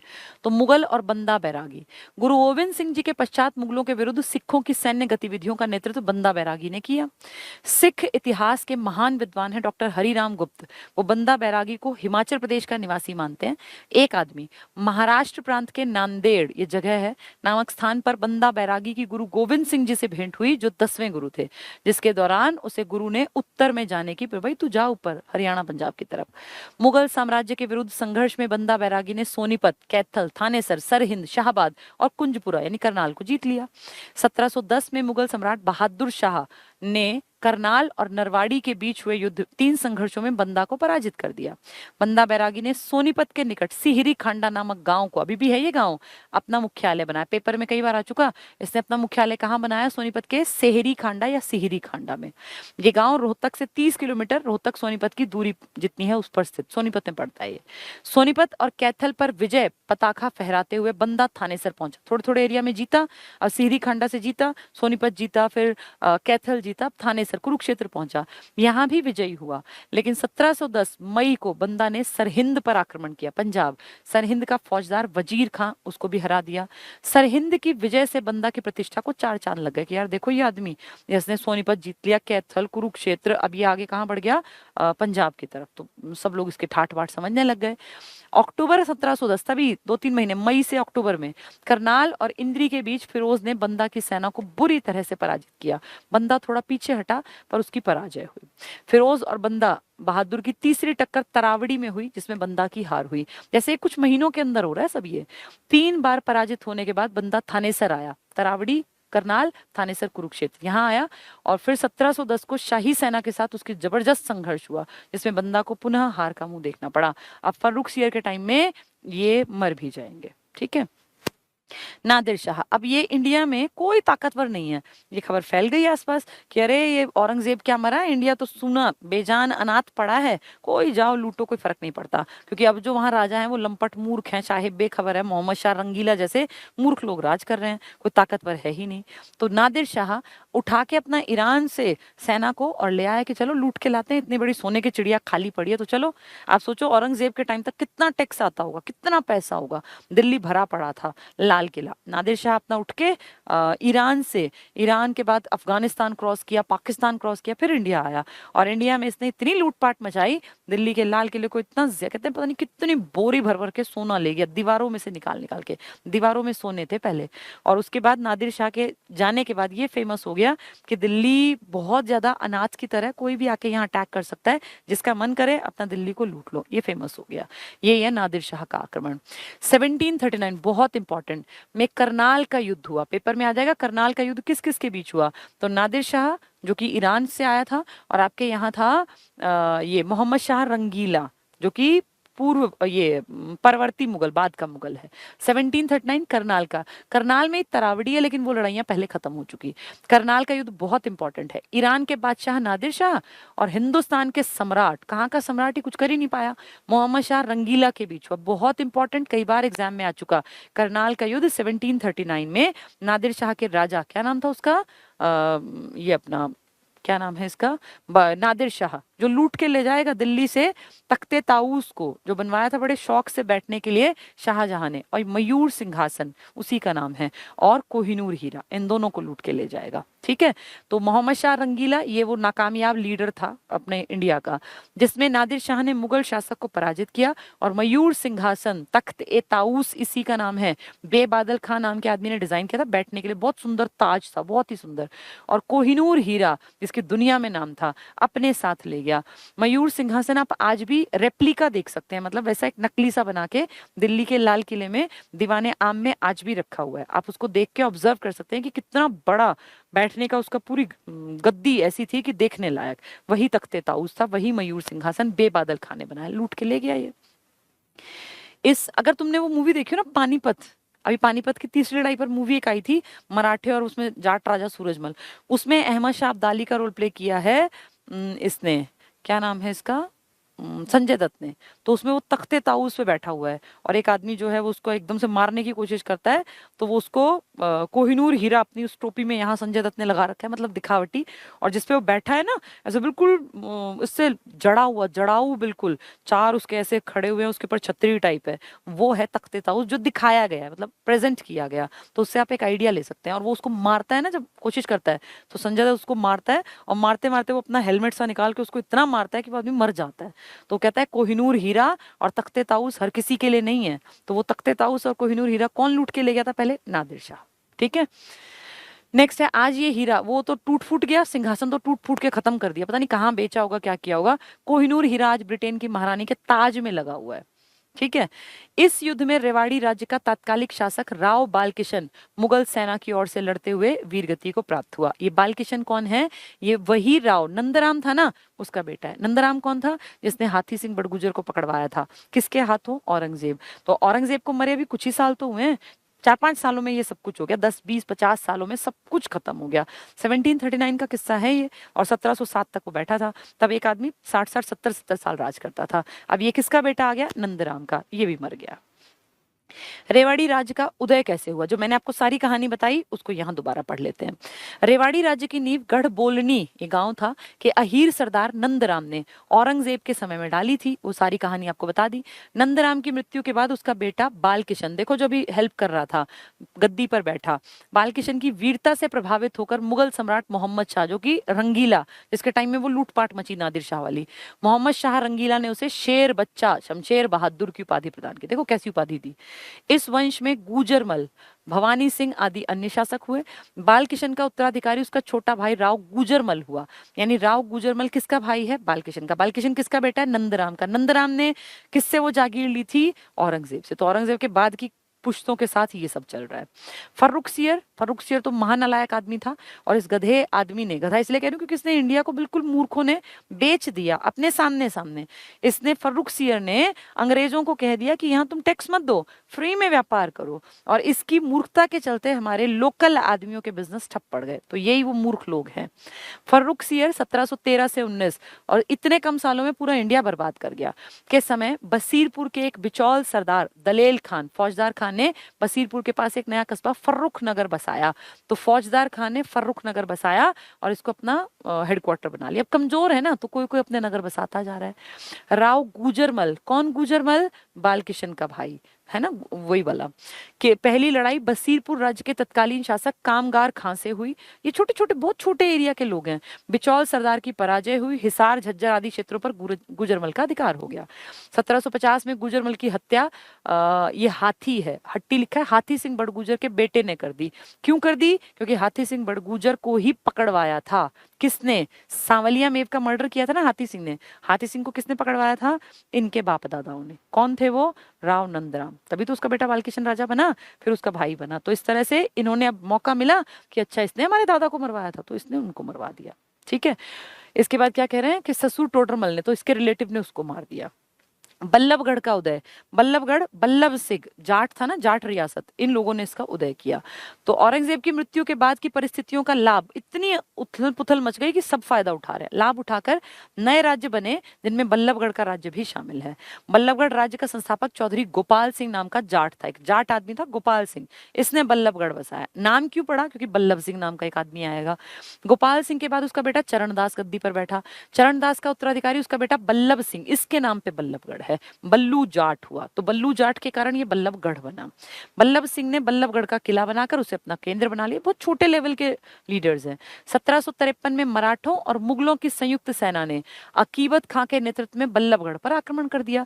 ये मुगल और मराठे इकट्ठे कैसे हो गए? जब मुगल कमजोर हुए ना, तो जब इनको लगा कि यार अब तो हम जो है भारत पे राज तो कर नहीं सकते, ये हरियाणा वरियाणा भी हमारे हाथ से निकलेंगे, तो इन्होंने मराठों को बुलाया। मराठे ताकतवर थे, वे शिवाजी के वंशज थे, और मराठों को बोले कि हम ना बहुत आपका शुक्रिया करते हैं और हम आपको कुरुक्षेत्र वाला इलाका थानेसर देंगे। तो मराठों ने कहा ठीक है जी, बहुत बढ़िया। वे मराठे महाराष्ट्र के फ्री में एक प्रॉपर्टी मिल रही है उपजाऊ, जहां से खूब टैक्स मिलेगा, और कहते हैं 1 साल के अंदर अंदर पूरे हरियाणा पे राज करने लग गए मराठे।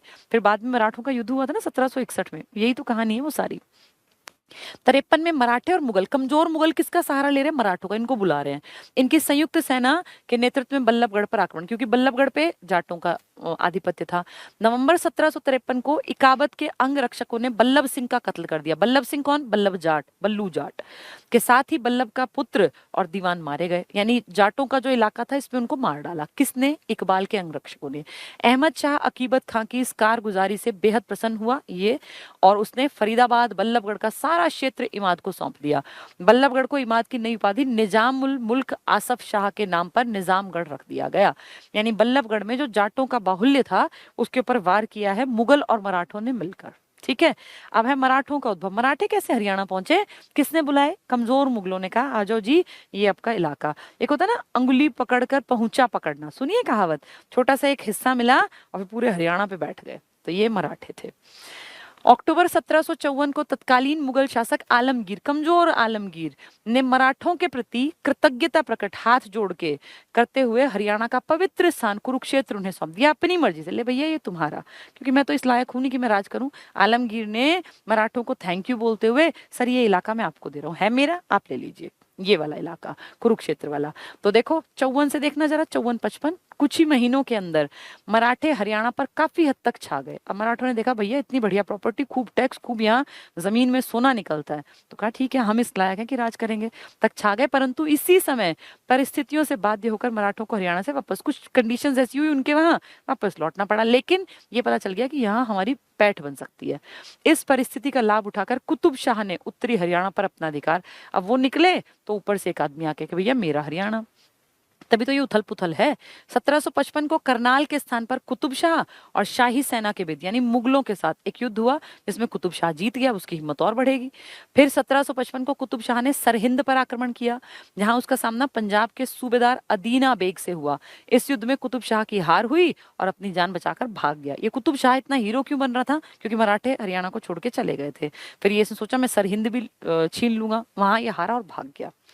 अप्रैल 1757 में अब्दाली, अब आ गया अहमद शाह अब्दाली, अब हरियाणा पे लूटपाट मचेगी। अब्दाली के हरियाणा क्षेत्र से लौटते ही फिर दोबारा आएगा 61 में, ये दोबारा भी आएगा ना, युद्ध होगा जब, जाट राजा ने बल्लभगढ़ और आसपास के क्षेत्रों पर पुनः अधिकार। तो देखो जाटों को हराया था मुगल और मराठों ने मिलके बल्लभगढ़ वाले इलाके से, फिर मराठों को जाना पड़ गया वापस, तो उस टाइम फिर हरियाणा खाली हो गया। तो ऊपर के इलाके पे एक आदमी आ गया, यहाँ फिर से जाट हावी हो गए। लेकिन अब फिर थोड़े थोड़े सालों में ये सब चेंज होते जाएंगे। अली गौहर का कोई बड़ा रोल नहीं था, सिर्फ मोटा मोटा पढ़ लेते हैं।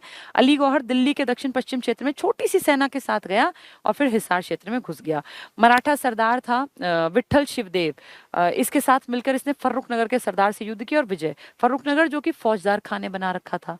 अब्दाली से टक्कर, ये इंपॉर्टेंट है, पानीपत का युद्ध, पानीपत की तीसरी लड़ाई, जो कौन लड़ेंगे? मराठे, सदाशिव राव भाऊ और अहमद शाह अब्दाली, जिसमें अब्दाली जीतेगा।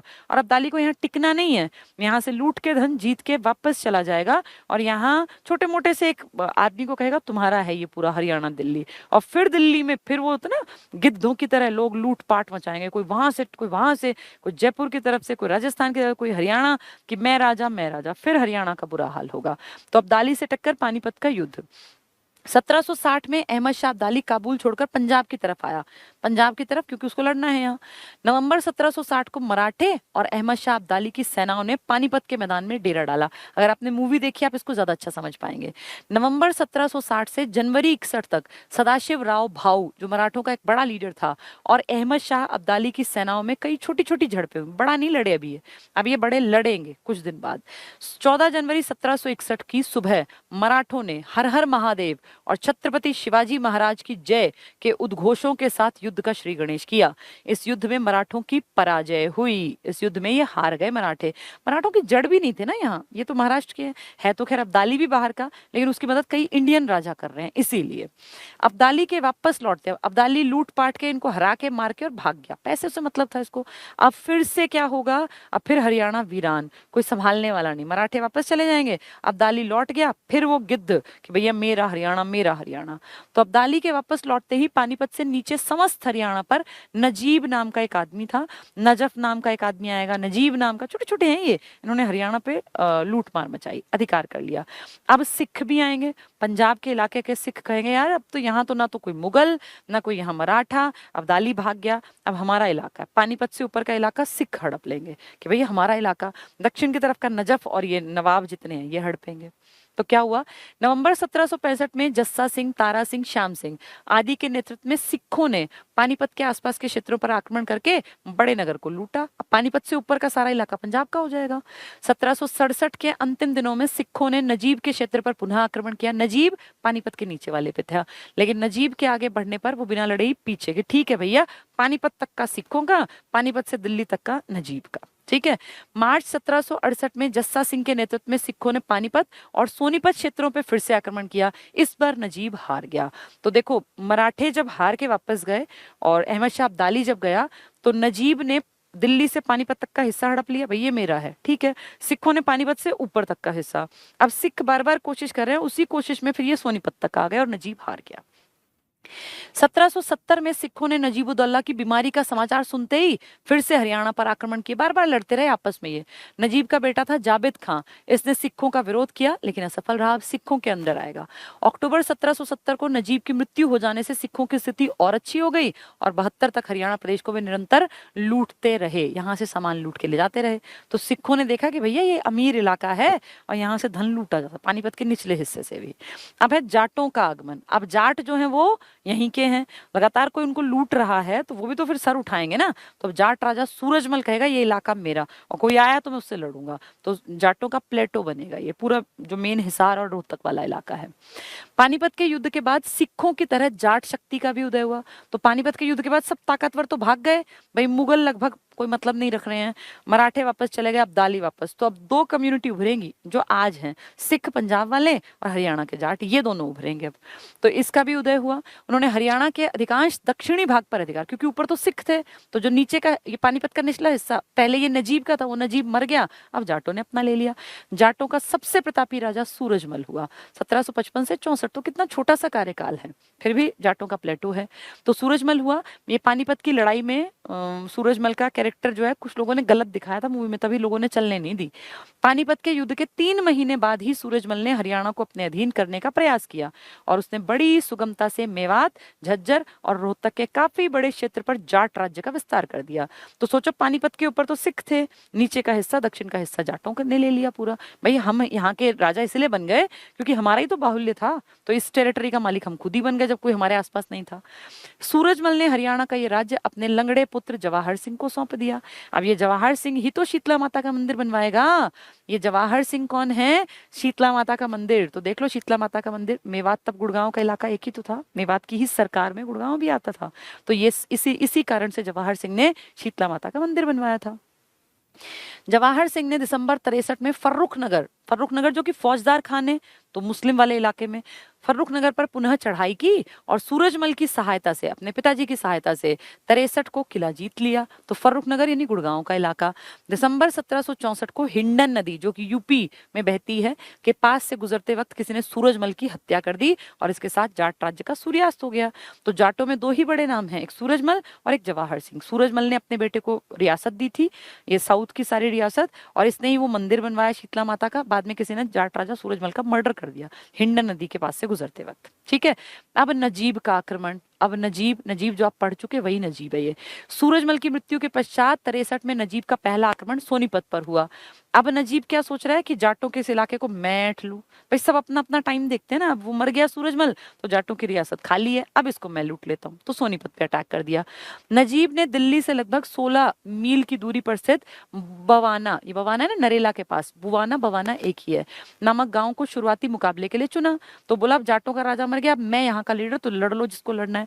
बवाना में हुए नरसंहार से उत्तरी हरियाणा में आतंक फैल गया और उस मार काट में फिर हरियाणा के लोग थोड़ा सा एक डर का माहौल किया, पता नहीं कैसा राजा बनेगा, क्या करेगा।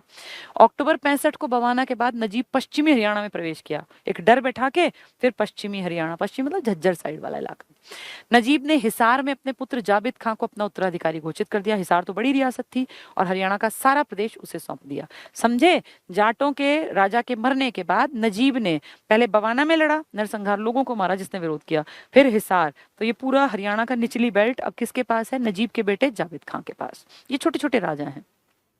अक्टूबर 1770 को नजीबाबाद में नजीब की मृत्यु, अब ये भी मर गया, जैसे सूरजमल मर गए ना ऐसे ये भी मर गया।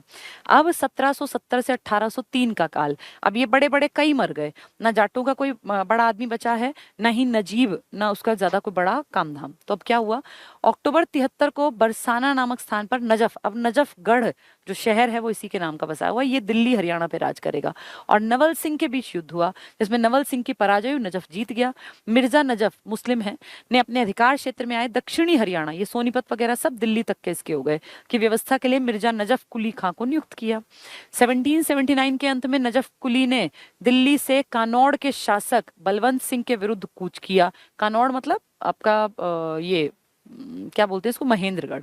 मिर्जा नजफ ने उत्तरी हरियाणा को अपने अधीन करने के लिए जाबिद खां उसका बेटा जो भी आप पढ़ रहे थे, और शफी को तैनात किया। 1781 में गजपत की सहायता से सिखों और मिर्जा नजफ के बीच एक संधि हो गई। तो सिखों जो कि पानीपत के ऊपर वाले थे और नजफ जो कि सोनीपत और ये दिल्ली तक के एरिया का मालिक था, इनके बीच संधि हुई। संधि के अनुसार सिखों को अंबाला, कुरुक्षेत्र और करनाल का स्वामी मान लिया, भाई तुम हो ऊपर वाले, लड़ना नहीं है, और सिख इसके बदले में शाही सेना में भर्ती होंगे और कठिनाई के समय शाही सेना की सहायता करेंगे। सिख मुगल क्षेत्रों पर आक्रमण नहीं करेंगे। तो मुगलों ने कह दिया भाई तुम हमारे ऊपर अटैक मत करना, इससे ऊपर का सारा इलाका तुम्हारा, ठीक है।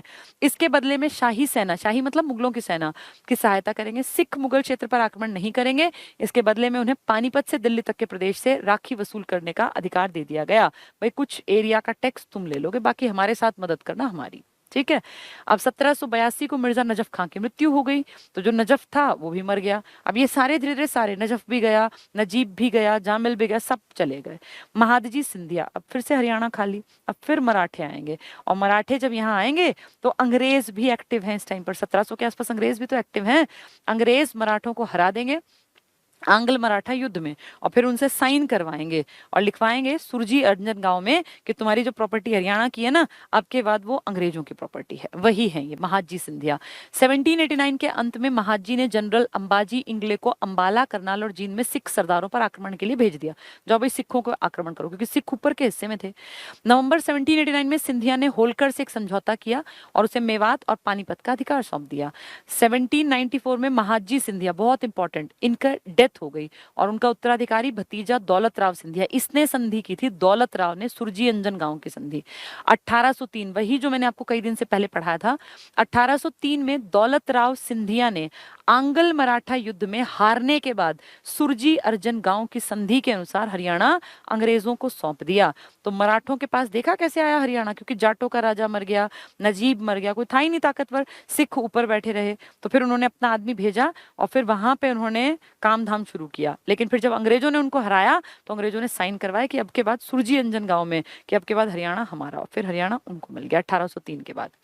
एक आदमी है जॉर्ज थॉमस और हरियाणा राज्य। जॉर्ज थॉमस एक बहुत बड़ा कैरेक्टर है, और वैसे तो ये लूट मार करता था, एक मतलब अनपढ़ टाइप का आदमी था, विदेश में था, आयरलैंड में किसी पानी के जहाज में चोरी छिपे बैठ के मद्रास आ गया इंडिया, और इंडिया में आके देखो वो चोरी चकारी करने वाला बेवकूफ टाइप का आदमी जिसकी कोई वैल्यू नहीं थी, इंडिया में हीरो बन गया, और हरियाणा में उसने अपना राज चलाया और झांसी को अपनी राजधानी बनाया और एक टकसाल बनाई जिसमें सिक्के बनते थे, और अपने सिक्के चलवाए और नाम दिया सिक्का साहिब, कि मैं साहिब हूँ। एक चोर उचक्का जिसका कोई नामो निशान नहीं था देश में, कैसे चोरी छिपे पानी के जहाज में आता है। बेगम समरू जो मेरठ की शासिका है, उनकी सेना में भर्ती हो गया, मराठों का फेवरेट बन गया। मराठों ने कह दिया भाई यार हम तो वहां नहीं जाके टैक्स वसूल कर सकते, तू चला जा मेवात के आसपास का टैक्स इकट्ठा कर। टैक्स इकट्ठे करते करते पैसे इकट्ठे होते रहे, धीरे धीरे हिम्मत बढ़ती रही, 1200 गांव अपने कब्जे में कर लिए, और फिर झांसी में अपनी राजधानी बना के बोला मैं यहाँ का राजा हूँ। और फिर कई साल इसने राज किया। वो तो इसकी लड़ाई हुई फिर फ्रांसीसियों के साथ, क्योंकि उस टाइम इंडिया पर फ्रांसीसी, अंग्रेज, ये पुर्तगाली सब लड़ रहे थे। फ्रांसीसियों का पैरो एक आदमी था, उसने इसको हराया और फिर उसको पकड़ के बंगाल भेज दिया। वहीं अगले साल इसकी डेथ हो गई। तो कैसे एक विदेशी जिसके कोई अता पता नहीं था, वो कैसे यहाँ राजा बन के बैठ गया। और आज तक उसकी कोठी है जहाज कोठी, ये जॉर्ज इसकी कोठी है। लोगों को बोलना नहीं आता तो जॉर्ज को लोग जहाज बोलते थे। George Thomas. और हरियाणा, आयरलैंड का निवासी था जॉर्ज थॉमस, हरियाणा में जहाज साहिब के नाम से जाना जाता है। 1787 में मेरठ की शासिका बेगम समरू की सेना में भर्ती हुआ और बेगम की बेटी से विवाह कर लिया। कितना चालाक आदमी था। 1793 में जॉर्ज थॉमस ने मराठा सिंधिया सूबेदार अप्पा खांडेराव के अधीन नौकरी करने लगा। पहले उनकी बेटी से शादी, फिर मराठों के अंडर काम करने लगा। उसे मेवात के प्रांत की व्यवस्था करने की जिम्मेदारी, भाई जा तू मेवात संभाल ले। एक सेना की स्थापना की और मेवात के विद्रोही किसानों ने बलपूर्वक भूमिकर किसानों से इसने टैक्स वसूला। जॉर्ज थॉमस को अपनी सेना का वेतन देने के लिए बेगम समरू की जागीर गुड़गांव और बादशाहपुर के गांवों को और बहादुरगढ़ और झज्जर को भी लूटा। तो इसकी हिम्मत बढ़ गई, मेवात में भेजा था उन्होंने, फिर धीरे धीरे इसने आसपास के गांवों को लूटना शुरू किया। 1200 गांव इसने अपने अंडर ले लिए। थॉमस ने मेवात के फिसादी कृषकों से बलपूर्वक भूमि पर वसूल किया, भूमि कर होना चाहिए। 1794 में जॉर्ज थॉमस ने बहादुरगढ़ झज्जर लूटे, क्योंकि पैसा था यहाँ। थॉमस ने रेवाड़ी, दिल्ली, करनाल के जिलों के पश्चिमी और पटियाला के दक्षिण के प्रदेश को अपनी रियासत बना लिया, ये सारा इलाका मध्य का, और हांसी के दुर्ग को अपनी राजधानी बनाया। तो कौन सी राजधानी बना? एक आदमी जिसको कोई जानता पहचानता नहीं, चोर था, आके यहाँ पहले बेगम समरू मेरठ की शासिका की सेना में भर्ती हुआ, उनकी बेटी से शादी की, फिर मराठों का यहाँ चलता था सिक्का, तो मराठों की सेना में भर्ती हो गया। मराठों ने कहा जा भैया तू अच्छा समझदार आदमी है, मेवात के लोगों से टैक्स वसूल कर। मेवात आया और फिर देखा अच्छा कैसे काम बढ़ा सकता हूँ, यहीं के इलाकों को लूटने लग गया, अपनी पर्सनल सेना बना ली, टेरिटरी बढ़ाते बढ़ाते बढ़ाते हांसी के दुर्ग में बोला मेरा ही एरिया है ये, और फिर वहां का राजा बन के बैठ गया। ठीक है। तो थॉमस ने रेवाड़ी, दिल्ली, करनाल के जिलों के पश्चिमी और पटियाला, सोचो कहाँ का हिस्सा, इसका पंजाब का, दक्षिणी प्रदेश को रियासत बना लिया। हांसी के दुर्ग को अपनी राजधानी बनाया।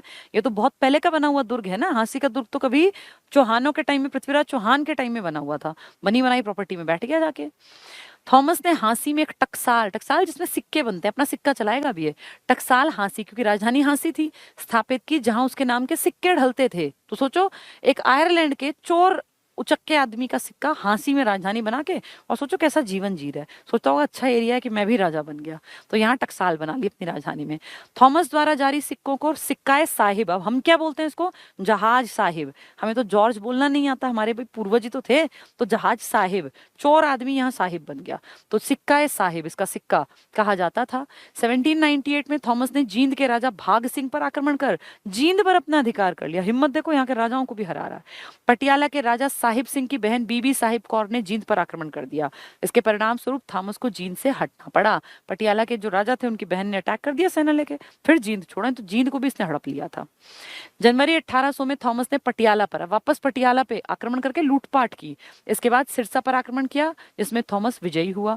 नारनौंद का युद्ध, ये इंपॉर्टेंट है। 1799 में सिखों और हांसी के शासक जॉर्ज थॉमस के बीच, हांसी और जींद के बीच में स्थित नारनौंद गांव के निकट इसका युद्ध हुआ। तो नारनौंद का युद्ध किस किस के बीच है? इसके हांसी का जो राजा था जॉर्ज थॉमस और सिखों के बीच है। हरियाणा में भूमि बंदोबस्त और भूमि कर का इतिहास। भूमि बंदोबस्त मैंने क्या बताया, बासानी, कौन सी भूमि, बारिश पर निर्भर, कोई टैक्स नहीं लगता, टोडरमल की व्यवस्था थी ये, वही चीजें हैं। हरियाणा में खेती के रकबे और उसके राजस्व तय करने की सबसे पहली शुरुआत अकबर के काल में राजा टोडरमल ने दहशाला टैक्सेशन सिस्टम पद्धति द्वारा की गई। ये इंपॉर्टेंट है। वर्षा आधारित खेती वाली जमीन को बारानी या सिंचाई वाली जमीन को चाही, इससे पैसा निकालते थे, कुओं से सिंचित इसको कहा जाता था। अंग्रेजी शासन के अधीन किसानों से उपज का 1/6 भाग भूमि कर के रूप में, जबकि देशी रियासतों के अधीन किसानों से नवाब 1/4 भाग भूमि कर के रूप में इनसे ऐंठते थे। ठीक है। अंग्रेज शासित इलाकों में अनावृष्टि, अगर बारिश नहीं हुई या अकाल पड़ गया तो भूमिकर को माफ भी कर देते थे, कभी कभी कुछ या संपूर्ण भूमिकर भी माफ कर देते थे। हरियाणा भारत का पहला राज्य है जहां बारानी वर्षा पर आधारित खेती के लिए किसी प्रकार का टैक्स नहीं लिया गया। ये सब मैंने पढ़ा दिया पहले। नहर सिंचित क्षेत्रों में किसानों से प्रत्येक 6 महीने बाद भूमिकर लिया जाता था, चाही बोलते थे ना इस कर को। अन्य महत्वपूर्ण तथ्य, सतनामियों का विद्रोह। सतनामी मैंने क्या बताया, औरंगजेब 5000 सतनामी मरवा दिए थे औरंगजेब ने, सतनामी नारनौल के पास। ये विद्रोह मुगल बादशाह औरंगजेब के समय नारनौल में 1672 में हुआ, बहुत इंपॉर्टेंट। जाटों ने भी साथ दिया था लेकिन फिर भी मारे गए थे। 1669 में औरंगजेब के खिलाफ जाटों का विद्रोह भी हुआ, जाटों का सूरजमल प्लेटो था। सतनामी पंच के शासक वीरभान, तो सतनामी विद्रोह में 5000 आदमी मारे गए, जिनका लीडर था वीरभान। नारनौल था जिन्होंने इसकी स्थापना की थी। तो सतनामी जो है ना विद्रोह, बहुत बड़ा विद्रोह है। नारनौल में इनका लीडर था वीरभान। जाटों का विद्रोह, 2 आदमी थे, चूड़ामन और उनका भतीजा। ये भी जाटों, एक तो जाट पुराने वाले पढ़ रहे थे हम, अब चूड़ामन और उनका भतीजा। 1680 में राजा राम और उनका भतीजे चूड़ामन भतीजे थे राजा राम के नेतृत्व में जाटों ने औरंगजेब के शासन के खिलाफ विद्रोह किया। विद्रोह का मुख्य केंद्र सौंधी और सरसरी था। ये सिंसरी भी लिखा होता है, राजस्थान का इलाका। उनके नेतृत्व में जाटों ने दिल्ली और आगरा के बीच पलवल, मेवात आदि क्षेत्रों पर अधिकार, लेकिन बहुत छोटा अधिकार था। तिलपत का पहला युद्ध हुआ। ये युद्ध गोकुला लिखा है ना, गोकुल जाट था ये, गोकुल जाट और औरंगजेब के बीच हुआ। गोकुल जाट हार गया। तो तिलपत का युद्ध पूछ लेंगे तो औरंगजेब और गोकुल जाट, गोकुल इसमें हार गया, ठीक है, लोकल लीडर था। तिलपत का दूसरा युद्ध, नजीबुद्दौला जो हम पढ़ रहे थे लड़ता था, और जाट राजा जवाहर सिंह जो हमने पढ़ा सूरजमल का बेटा, इनमें हुआ। निजामुद्दौला की हार हुई। नजीबुद्दौला तो ये अभी भी पढ़ के आए आप ये सब। मराठे भी आपने पढ़ लिया, आप इसको समझ पाएंगे। 1756-57 तक हरियाणा पर मराठों का अधिकार हो गया। ये किसने बुलाए थे, आलमगीर ने। कमजोर था कि लीजिए भाई साहब ये थानेसर आपका, 1 साल के अंदर सारा हरियाणा इनका। अब्दाली वापस आते समय अंबाला जींद जब गया यहाँ से वापस, तो अंबाला जींद करनाल कुरुक्षेत्र को सरहिंद के गवर्नर जॉन खां को सौंप के चलता बना। उसको क्या, लड़ो मरो, अधूरा हिस्सा मुगलों के अंतर्गत। तो इसके ऊपर फिर सिख भी लड़ेंगे, फिर ये नजीब भी आएगा, नजफ भी आएगा, मुगल भी आएंगे, तभी तो लूटपाट करेंगे। अहमद शाह अब्दाली को दुर्रे दुरानी और युग का मोत्री कहा जाता है। तो दुर्रे दुरानी कौन था, ये अहमद शाह अब्दाली। बंदा बैरागी मैंने आपको पूरा पढ़ा दिया, 11वें गुरु कुछ लोग कहते हैं, वैसे कहते हैं उनका लीडर था ये। बंदा बहादुर के बचपन का नाम लक्ष्मण देव था, सब कुछ बता दिया। जन्म राजौरी गांव कश्मीर में हुआ था। गुरु गोविंद सिंह जी ने लक्ष्मण देव का नाम बंदा बहादुर रखा। बंदा बहादुर ने यमुनानगर के लोहागढ़, बहुत इंपॉर्टेंट, लोहागढ़ एक ही है यमुनानगर का, इसको अपनी राजधानी बनाया। मुगलों के विरुद्ध विद्रोह के नेतृत्व में बंदा बैरागी ने सोनीपत को अपना हेडक्वार्टर बनाया, सेहरी खांडा। वैसे राजधानी थी लोहागढ़ या लोहगढ़, लेकिन अगर कहें मुगलों के विरुद्ध तो फिर सेहरी खांडा में। किशोरी महल का निर्माण, सूरजमल आप जानते हैं, जाटों का प्लेटू, जाट राजा सूरजमल, इसकी पत्नी थी किशोरी नाम था, उसके लिए बनवाया। तो सूरजमल ने अपनी पत्नी किशोरी के लिए किशोरी महल कहाँ बनवाया, पलवल में। किशोरी महल है पलवल, होडल पलवल में। किशोरी किसकी पत्नी का नाम है, जाट राजा सूरजमल की पत्नी, जिसका बेटा था जवाहर सिंह, जिसने ये सोनीपत का, ये गुड़गांव का शीतला माता का मंदिर बनवाया। बाद में महादजी सिंधियाओं ने तो दिया था ना हरियाणा, किसके हाथ में, ये मराठों के तो थे, सिंधिया होलकर सब मराठे थे। सिंधिया ने मराठों को पुनर्जीवित किया और 1789 में दोबारा हरियाणा पर अधिकार किया, लेकिन 1789 से 1803 में वापस सुरजी अंजन गांव में छीन लिया अंग्रेजों ने। कुंजपुरा का नवाब, कुंजपुरा करनाल वाला इलाका, यहाँ का नवाब था नजाबत खां। अहमद शाह अब्दाली का समर्थक था, तो मराठों ने इसका वध कर दिया, क्योंकि अब्दाली और मराठे तो आपस में लड़ेंगे। नजीबुद्दौला द्वारा हरियाणा पर अधिकार, नजीबुद्दौला मैंने आपको पढ़ा दिया है, वही आदमी है ये, सेम बातें रिपीट कर रखी है, क्योंकि टफ है ना तो बार बार पढ़ने से याद होंगी। अहमद शाह अब्दाली ने दिल्ली राज्य रुहेला सरदार नजीबुद्दौला को सौंप दिया, सौंप के जाता रहा। उस समय मुगल सम्राट शाह आलम द्वितीय था। इस दौरान सिखों ने ऊपर की टेरिटरी ली थी ना, सरहिंद के सरदार को हराया, और सूरजमल ने, इसने साउथ का मेवात, झज्जर, रोहतक के क्षेत्रों पर अधिकार। तो उसके जाने के बाद जाट और सिख 2 पनप रहे थे, सिख वाले ऊपर और जाट नीचे, तो वही टॉपिक है ये। सूरजमल ने क्षेत्र को अपने उत्तराधिकारी जवाहर सिंह को सौंप दिया, जो आप पढ़ के आए हैं। और 1770 में नजीबुद्दौला की मृत्यु के बाद उसका बेटा जाबित खां को हिसार का उत्तराधिकारी बनाया गया। इसी दौरान जींद के राजा गजपत सिंह, जींद बसाया था गजपत ने, इन्होंने सिखों और नजफ खां के मध्य संधि करा दी। नजफ खां दक्षिणी हरियाणा पे राज कर रहा था। सिखों का राज था उत्तरी हरियाणा पे, और जो ये बीच में आए थे जाट, ये भी मध्य और दक्षिणी हरियाणा में। ठीक है, जॉर्ज थॉमस भी रिपीट कर दिया, बहुत बार आता है, वही आदमी है। इसका ये जहाज जिसको बोलते हैं, जहाज कोठी, सिक्का ए साहिब, टकसाल, हांसी, 1200 गांव लूट लिए जिसने, बना लिए अपने। इसका जन्म आयरलैंड में हुआ 1756 में। सिक्का ए साहिब और सीकटे साहिब की उपाधि दी गई। पहले जॉर्ज 82 में भारत के मद्रास पहुंचा था, जहाज में चिपके बैठ के। जॉर्ज थॉमस को मिलने वाली पहली रियासत टप्पल थी, सबसे पहले इसको मिली टप्पल, तो फिर टप्पल के बाद इसकी हिम्मत बढ़ती गई। 1793 में मेवात क्षेत्र को के मराठा सूबेदार थे, उन्होंने थॉमस को मेवात संभालने का अधिकार दिया, ले भाई तू मेवात से पैसा इकट्ठा कर। और इसके काम से खुश होकर मराठा सूबेदार ने झज्जर और पटौदी के कुछ गांव भी दे दिए, ये भी तेरे। धीरे धीरे इसने क्या किया, रोहतक, गुड़गांव, सोनीपत, भिवानी आदि के गांवों को मिला लिया। अब उसके पास 1200 गांव हो गए। तब उसने अपनी राजधानी हांसी को बना लिया और वहां टकसाल की स्थापना की। इस टकसाल में उसके नाम के सिक्के ढाले जाते थे, जिन्हें सिक्का ए साहिब कहा जाता था। फिर है बेरी की पहली लड़ाई। ये लड़ाई जाटों और जॉर्ज थॉमस के बीच हुई, जिसमें जॉर्ज थॉमस को जीत प्राप्त हुई। तो जाटों ने जॉर्ज थॉमस से लड़ाई हुई, बेरी झज्जर वाला इलाका है ना। फिर है बेरी की दूसरी लड़ाई कुछ ही सालों बाद। ये लड़ाई जॉर्ज थॉमस और सिखों और मराठों की संयुक्त सेना के बीच हुई, जिसमें जॉर्ज थॉमस की हार हुई। अब इस जॉर्ज थॉमस से फ्रांसीसी भी चिढ़ते हैं, अंग्रेज भी चिढ़ते हैं और यहाँ के लोकल लोग भी चिढ़ते हैं। झज्जर के पास 1801, अब ये पकड़ा जाएगा, में फ्रांसीसी सेनापति पैरो के साथ इसकी लड़ाई हुई। जॉर्ज ने आत्मसमर्पण कर दिया और 1802 को पश्चिम बंगाल में जॉर्ज थॉमस की मृत्यु हो गई। इसको कैदी बना दिया, वहां ये मर गया।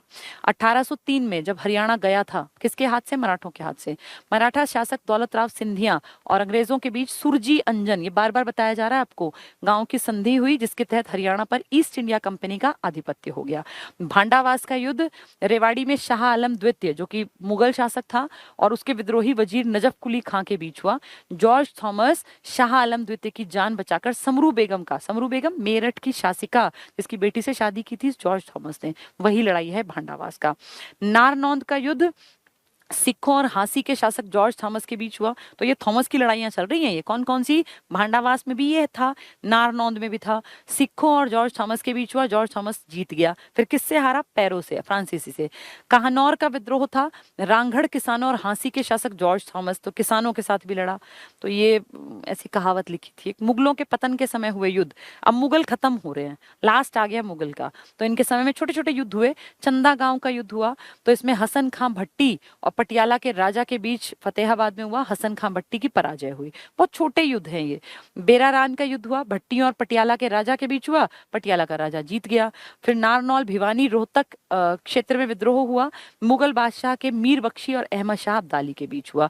ये छोटे युद्ध हैं, ठीक है, इनको 2-3 बार पढ़ोगे ना। जैसे आप कोई पूछ ले चंदा गांव का तुमने सुना है, चंदा गांव का युद्ध हुआ था, बेरारान का युद्ध हुआ था, नारनौल, भिवानी, रोहतक क्षेत्र में विद्रोह, और इसके साथ ये छोटे मोटे युद्धों के साथ ये सब खत्म हो गया, क्योंकि अब इंडिया में ये दिल्ली में और इस पूरे इलाके में कोई ताकतवर राजा नहीं बचा। तो इसमें जो मेन क्वेश्चन बनने की उम्मीद है ना, वो आपके क्वेश्चन बनेंगे या तो बंदा बैरागी के ऊपर बन सकता है, या आयरलैंड का जो ये भगोड़ा वहां से एक चोर टाइप का आदमी आया था, इसके ऊपर बन सकता है, या फिर अहमद शाह अब्दाली, पानीपत की तीसरी लड़ाई, दूसरी लड़ाई, पहली लड़ाई। अकबर के टाइम में आपके राज्य में क्या कुछ हुआ, क्योंकि उसका राज्याभिषेक भी आपके राज्य में हुआ, उसकी लड़ाई की जो शुरुआत हुई वो भी आपके राज्य में, और उसने कई सारी टोडरमल की व्यवस्था आपके यहाँ थी। तो बारानी या बासानी जो लिखा मिल जाए, चाही टैक्स के प्रकार।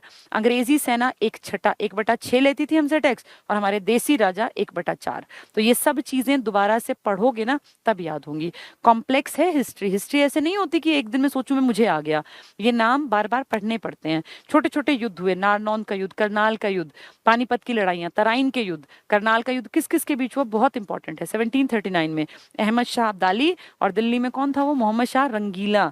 इसमें अहमद शाह अब्दाली क्या क्या लूट के ले गया, दिल्ली से तख्ते ताउस, या जिसको आप कहते हैं वो मयूर सिंहासन, और कोहिनूर हीरा। इसके बाद लगातार दिल्ली वो तो चला गया, यहाँ लड़ने के लिए छोड़ गया। फिर कभी जाट लड़ रहे हैं यहाँ, कभी यहाँ पे जो है ये अपना ये क्या नाम है इसका, नजीब लड़ रहा है, कभी सिखों की कम्युनिटी लड़ रही है, क्योंकि कोई है ही नहीं हरियाणा संभालने वाला उस दौर में। फिर जाटों के राजा सूरजमल को हमने देखा, फिर सूरजमल का बेटा जवाहर सिंह हुआ, लेकिन जाट राजा सूरजमल का मर्डर हो गया तो जाटों की रियासत भी चली गई। फिर उस टाइम में फौजदार खां फर्रुख सियर, ये फौजदार खां फर्रुख नगर की स्थापना करता है। तो ये सारी चीजें एक साथ चल रही थी, मुगल भी, मराठे भी, आपके लोकल लीडर्स वॉर्स भी, इसलिए कभी कोई किसी से लड़ रहा है, कभी कोई किसी से। फाइनली आपके राज्य पर जो लास्ट अधिकार था वो मराठों का था, और सिंधिया परिवार, होलकर परिवार हमने पढ़ा 1803 में उन्होंने साइन कर दिए कि अब के बाद हरियाणा किसका हिस्सा है, हमने छोड़ दिया, क्योंकि वो हार गए आंग्ल मराठा युद्ध में, दूसरे आंग्ल मराठा युद्ध में। उन्होंने हरियाणा को किसके सुपुर्द कर दिया, अंग्रेजों। उसके बाद हमने फिर अंग्रेजों के खिलाफ विद्रोह किए, और उन्हीं विद्रोहों को फिर 57 की क्रांति में हम अच्छी तरह पढ़ के आए हैं। ठीक है, तो उम्मीद करती हूँ ये सब तुम्हें समझ में आ गया होगा। हाँ ठीक है, ये जो है कुछ लोग कह रहे हैं कि ये करा दो टॉपिक, मैं सब कराऊंगी, चिंता मत करो, सब कुछ करा दूंगी जो बच गया। नेशनल हाईवेज में करा दूंगी, पॉपुलेशन भी करा दूंगी, सब कुछ करा दूंगी। आपका मेन हिस्सा मैंने पढ़ा दिया जो बहुत टफ था, इसको बहुत ज्यादा टाइम लगता है समझने में। कहानी की तरह अगर समझा होगा आपने तो ये आसान है। आज मैंने अब लगभग 1.5 घंटा मुझे अब हो गया, और दोपहर में मैंने पढ़ाया था, यानी मान लीजिए आप लगभग ये 2.5-3 घंटे की है एक हिस्ट्री का पार्ट, मध्यकाल का। इनको कम से कम 2-2 बार तो पढ़ना सुनना चाहिए, और फिर लगातार किताब को 2-3 दिन तक पढ़ना चाहिए इन चैप्टर्स को, तब ये याद होंगे। एक दिन में याद होने की चीज नहीं है ये। हिस्ट्री थोड़ी सी टफ है, ठीक है, लेकिन अगर समझोगे, जैसे आज बोला है मैंने, आज तुमने सुना, एक बार फिर थोड़ी सी स्पीड बढ़ा के सुन लेना, फिर किताब से पढ़ लेना, फिर किताब को 3-4 बार पढ़ना, फिर आसान दिखेगी। ठीक है, अब हमारा हिस्ट्री का सिर्फ एक पोर्शन बच गया, मध्यकाल हो गया, आधुनिक हो गया, सिर्फ एंशिएंट हिस्ट्री ऑफ हरियाणा बच गया, उसको पढ़ा दूंगी। उसके बाद हिस्ट्री का पूरे टॉपिक्स हमें क्लियर होंगे। मैंने बहुत ज्यादा हिस्सा तुम्हें पढ़ा दिया। छोटे टॉपिक्स जो मैंने दोपहर में भी कहा था, नेशनल हाईवे का इंपॉर्टेंट टॉपिक रहता है, कुछ आंकड़े रहते हैं, बाकी लगभग कंप्लीशन पर आ गया हमारा सिलेबस। ठीक है, चलिए, हिस्ट्री और पॉलिटिकल साइंस कैसे कवर करें? तुम्हारे पास सारी क्लासेस हैं, रोज 2 क्लास देखो, वो चैप्टर किताब से करो, फिर अगली क्लास 2 देखो, फिर चैप्टर किताब से करो, फिर 2 देखो, किताब से करो। 100+ क्लासेस हैं हिस्ट्री की, और 50 क्लासेस हैं पॉलिटिकल साइंस की। जीके में जैसे अनलिमिटेड होती हैं चीजें, ऐसा नहीं है कि आप कभी चीज खत्म हो, लेकिन एक होता है कि भाई इतना सिलेबस तो करना ही करना है, उतना आपको करना पड़ेगा। हिस्ट्री और पोल साइंस मैंने बहुत डिटेल से पढ़ा रखी है। ऐप पे जो लोग हैं 2-2 के रोज का टारगेट बना लो, मार्च तक सिलेबस पूरा कर लेना चाहिए जो हरियाणा वाले स्टूडेंट्स हैं, क्योंकि मार्च में आपके एग्जाम्स 100% होने की उम्मीद है। मई में आपका ना HBSC के पेपर हैं, CBSC के और HBSC के, इसलिए आपका मई में तो एग्जाम उससे पहले पहले लेके दूर करेंगे। और अब हरियाणा सरकार पेपर ले भी रही है, तो आपका मार्च में एग्जाम हो तो आप ये मान के चलो आपके हाथ में 2-2.25 महीने हैं। रोज का टारगेट बनाओ, 2-2 क्लासेस देखने का और फिर उनको कवर करने का, रोज 2 क्लासेस। टाइम देना पड़ेगा, यहाँ मेरे बार बार पढ़ाने से नहीं आएंगी चीजें। मैंने एक बार पढ़ा दिया, ऐसा ही दूसरी बार पढ़ाऊंगी, उससे ज्यादा बेहतर है एक बार सुन लिया, पढ़ लिया, अब सेल्फ से पढ़ो, अब किताब उठाओ। अब ये नजीब, ये जवाहर सिंह, ये जितने भी हैं सिख राज, सब पढ़ने से याद होते हैं, बार बार पढ़ने से। किताब उठाओ, मेन चीजों को अंडरलाइन करो, फिर 4-4, 5-5 बार दिन में, रात में, फिर दिन में, रात में, 3-4 दिन देखो, फिर देखना आगे से आगे तुम्हें याद होगा कि पटियाला से कौन अटैक कर रहा था, और ये जो है आयरलैंड से कौन आया था, इसने कहाँ टकसाल बनाई, क्या राजधानी बनाई, कितने गांव लूटे, पहली जागीर इसको कौन सी मिली, किसकी सेना में ये शामिल हुआ, किसका ये विश्वास पात्र बना। ये पढ़ पढ़ के याद होते हैं, ऐसे ही याद नहीं होते। ठीक है, चलिए, अब मेरी मम्मी कंपैरेटिवली ठीक है। अब कोई पूछ रहा है कि मम्मी कैसी है, तो कंपैरेटिवली ठीक है, उनकी सेहत में सुधार है, पर अभी टाइम लगेगा, क्योंकि कोरोना पेशेंट्स को ना 1-1.5-2 महीना मिलता ही मिलता है, मतलब आराम करने के लिए उनको जरूरत पड़ती है। ठीक है, फीमेल सुपरवाइजर की क्लास में मुझे कुछ नहीं कराना, मैंने सब करा दिया। CD कराया था, चाइल्ड डेवलपमेंट, उसकी क्लासेस जिसको पढ़ना है फीमेल सुपरवाइजर का, आंगनवाड़ी के लिए काम करना है, तो वो बच्चों वाला टॉपिक पढ़ लेना, उसमें मैंने सब कुछ पढ़ा रखा है। CD की जो क्लासेस है ना, मेरे ख्याल 37-38 क्लास है, उनमें से सिलेबस पूरा कवर हो जाएगा। कोई थ्योरी तो आनी नहीं, पर बच्चे के शरीर से जुड़ी बातें, मिड डे मील और ये सब चीजें पढ़नी चाहिए। हरियाणा जीके तुम्हारा चल ही रहा है, मेन हिस्सा मैंने बहुत सारा करा दिया। हिंदी जितनी HSSC में आएगी, अगर आउट ऑफ सिलेबस आई तो वो कहीं से पढ़ लो, वो नहीं आनी, जैसे इस बार साहित्य की आ गई। और अगर जनरल आएगी तो मैंने स्वर, संधि, समास, व्यंजन और बेसिक चीजें कराई रखी हैं तुम्हें, बाकी सारी चीजें तुम्हें पढ़ा रखी है, अब तुम्हें पढ़ना है। अब ये मत सोचो कि टीचर दोबारा दोबारा पढ़ाएंगे, टीचर तो एक बार पढ़ाएगा, वैसा ही तुम्हें बार बार पढ़ाएगा। अब तुम्हें खुद उस चीज को अपने दिमाग में रखना है, तभी मैं चाह रही थी कि आपका सिलेबस धीरे धीरे खत्म कराऊं। तो मेरा टारगेट तो वैसे मार्च तक का था, पर कुछ लोगों को ज्यादा ही जल्दी थी, और वो रोज फोन करते थे कि सिलेबस कब होगा, सिलेबस कब होगा। हो गया सिलेबस, जनवरी के एंड तक आपका सिलेबस पूरा हो जाएगा। हो सकता है उसके भी 4-6 दिन पहले ही निपट जाए। सिलेबस पूरा करना जरूरी नहीं होता, जरूरी होता है चीजों को समझ के दिमाग में बैठाना, क्योंकि पेपर पास सिलेबस पूरा करवाने से बिल्कुल नहीं होगा, तब होगा जब जितना पढ़ा है वो आपने समझा भी हो। ठीक है, चलिए, सिलेबस रिपीट बिल्कुल नहीं होगा। कोई पूछ रहा है? अच्छा, आज मैथ्स की क्लास नहीं है, मना कर रहे हैं सर, किसी मीटिंग में है, तो अपना जो है ना फीमेल सुपरवाइजर वाले जितना कराया है ऐप पे ना, इतना ज्यादा। ऐप की एक पॉजिटिव बात जानते हो क्या है? कि हर टीचर आपके हाथ में है, आपके फोन के अंदर है। आप कोई भी टॉपिक उठा के देख लो। जो क्लास में पढ़ते हैं ना, उनके लिए टीचर हर टाइम अवेलेबल नहीं है। वो बैठे हैं, सुन रहे हैं, चले गए। अब उनके सामने जल विद्युत परियोजनाएं नहीं है, आपके ऐप में है। आपके ऐप में नदियों का टॉपिक है, सब कुछ दिया हुआ है, जहां अटको देख लो। लेकिन इसका एक नुकसान क्या है कि कंपटीशन फील नहीं होता। देखो, हर चीज के फायदे नुकसान होते हैं। क्लास का फायदा है कंपटीशन की फीलिंग रहती है, क्योंकि जब आप 500-600 बच्चों के बीच में बैठे होते हो और आप देख रहे हो यार धड़ाधड़ वहां वहां से आंसर दे रहे हैं बच्चे टीचर के पूछने पे, तो आपको लगता है मुझे भी पढ़ना चाहिए। थोड़ा सा फर्क रहता है। प्रतिस्पर्धा बहुत बहुत जरूरी होती है। ऐप पे कंपटीशन फील नहीं होता। लेकिन ऐप का फायदा ये है कि आपके आने जाने का टाइम बचता है, आपका किराया बचता है, आप कम टाइम में ज्यादा पढ़ पाते हैं। तो नुकसान क्या है? कंपटीशन फील नहीं होता। ये नहीं पता चलता कि तैयारी का लेवल दूसरों का कितना है। हर चीज के फायदे नुकसान हैं। अब सारी चीजें तो आप नहीं कर पाएंगे, तो वो आप डिसीजन ले सकते हैं कि भाई मेरे लिए क्या ठीक है क्या नहीं। ऐप पे ही हमारी एडवांस की क्लासेस भी चल रही हैं। वो पूरा हरियाणा पुलिस को टारगेट करके पढ़ाया जा रहा है। उसमें पढ़ लिया करो। अगर हरियाणा पुलिस टारगेट है ना, सुबह उसमें मैं रोज 2 क्लास, जैसे तुम्हारी 2 क्लास लेती हूँ, ऐसे वहां भी 2 क्लासेस हैं। वो पूरा फोकस है हरियाणा पुलिस में हमारे सिलेक्शन सबसे ज्यादा निकले, उसके लिए मेहनत कर रहे हैं। ऐप पे सब चीजें अवेलेबल हैं। अब आपको पढ़ना पड़ेगा, बिना पढ़े तो सिलेक्शन होना नहीं है। चाहे मैथ्स है, रीजनिंग है, इंग्लिश है, हिंदी है, जीके है, हरियाणा जीके है, स्टैटिक जीके है, साइंस है, कुछ भी उठा के पढ़ लो। सब कुछ आपके फोन में टीचर बैठा पढ़ा रहा है। अब लेकिन पढ़ना पड़ेगा, ठीक है। चलिए, ये भैया जो पढ़ेगा उसकी तो क्लासेस हो ही जाएंगी। हाँ ठीक है, जिसको पढ़ना है। देखिए, हर चीज अपने आप में बेस्ट है, ऐसा नहीं है। ऐप भी अपने आप में बेस्ट है, क्लासरूम स्टडी अपने आप में बेस्ट है। सबके अपने फायदे नुकसान है। आप अपनी कंडीशन देखिए, क्या आपके लिए बेहतर है। सबकी परिस्थितियां एक जैसी नहीं होती ना। बहुत सारे लोगों के घर में हिसाब किताब नहीं होता बाहर जाने का, रोज कोई नहीं भेजेगा। बेटियां हैं तो लोग नहीं भेजते हैं। किसी के गाँव में साधन नहीं है, किसी के घर का साधन नहीं है, तो ऐसे लोगों के लिए ऐप बेस्ट है। लेकिन जो डेली आ सकते हैं, जो डेली पहुंच सकते हैं, जिनके पास साधन है, उनके लिए क्लासेस बेस्ट है। दोनों अपनी जगह फायदेमंद है। ऐप से भी बच्चे सिलेक्शन लेंगे और क्लास में भी बच्चे सिलेक्शन लेंगे। पढ़ना दोनों जगह पड़ेगा। ना ऐप पे बिना पढ़े सिलेक्शन होना, ना क्लास में बिना पढ़े। दोनों के अपने फायदे हैं। अब डिसीजन तुम्हें लेना है कि तुम्हारे लिए क्या बेस्ट है। बहुत सारे बच्चे ऐसे हैं जो ऐप पे भी हैं, क्लास में भी हैं। अब वो भी डिसीजन उनको लेना होता है कि मैं कौन सी क्लास ऐप से लूँ, कौन सी क्लास लाइव लूँ।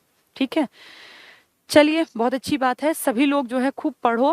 करंट अफेयर्स का टाइम मिलते ही जरूर करा दूंगी। अभी कितने करंट अफेयर्स के क्वेश्चन देखे तुमने? करंट अफेयर्स का कुछ भी खास नहीं आया इस बार। जो पेपर में आया वो बहुत ज्यादा करंट अफेयर्स नहीं आया।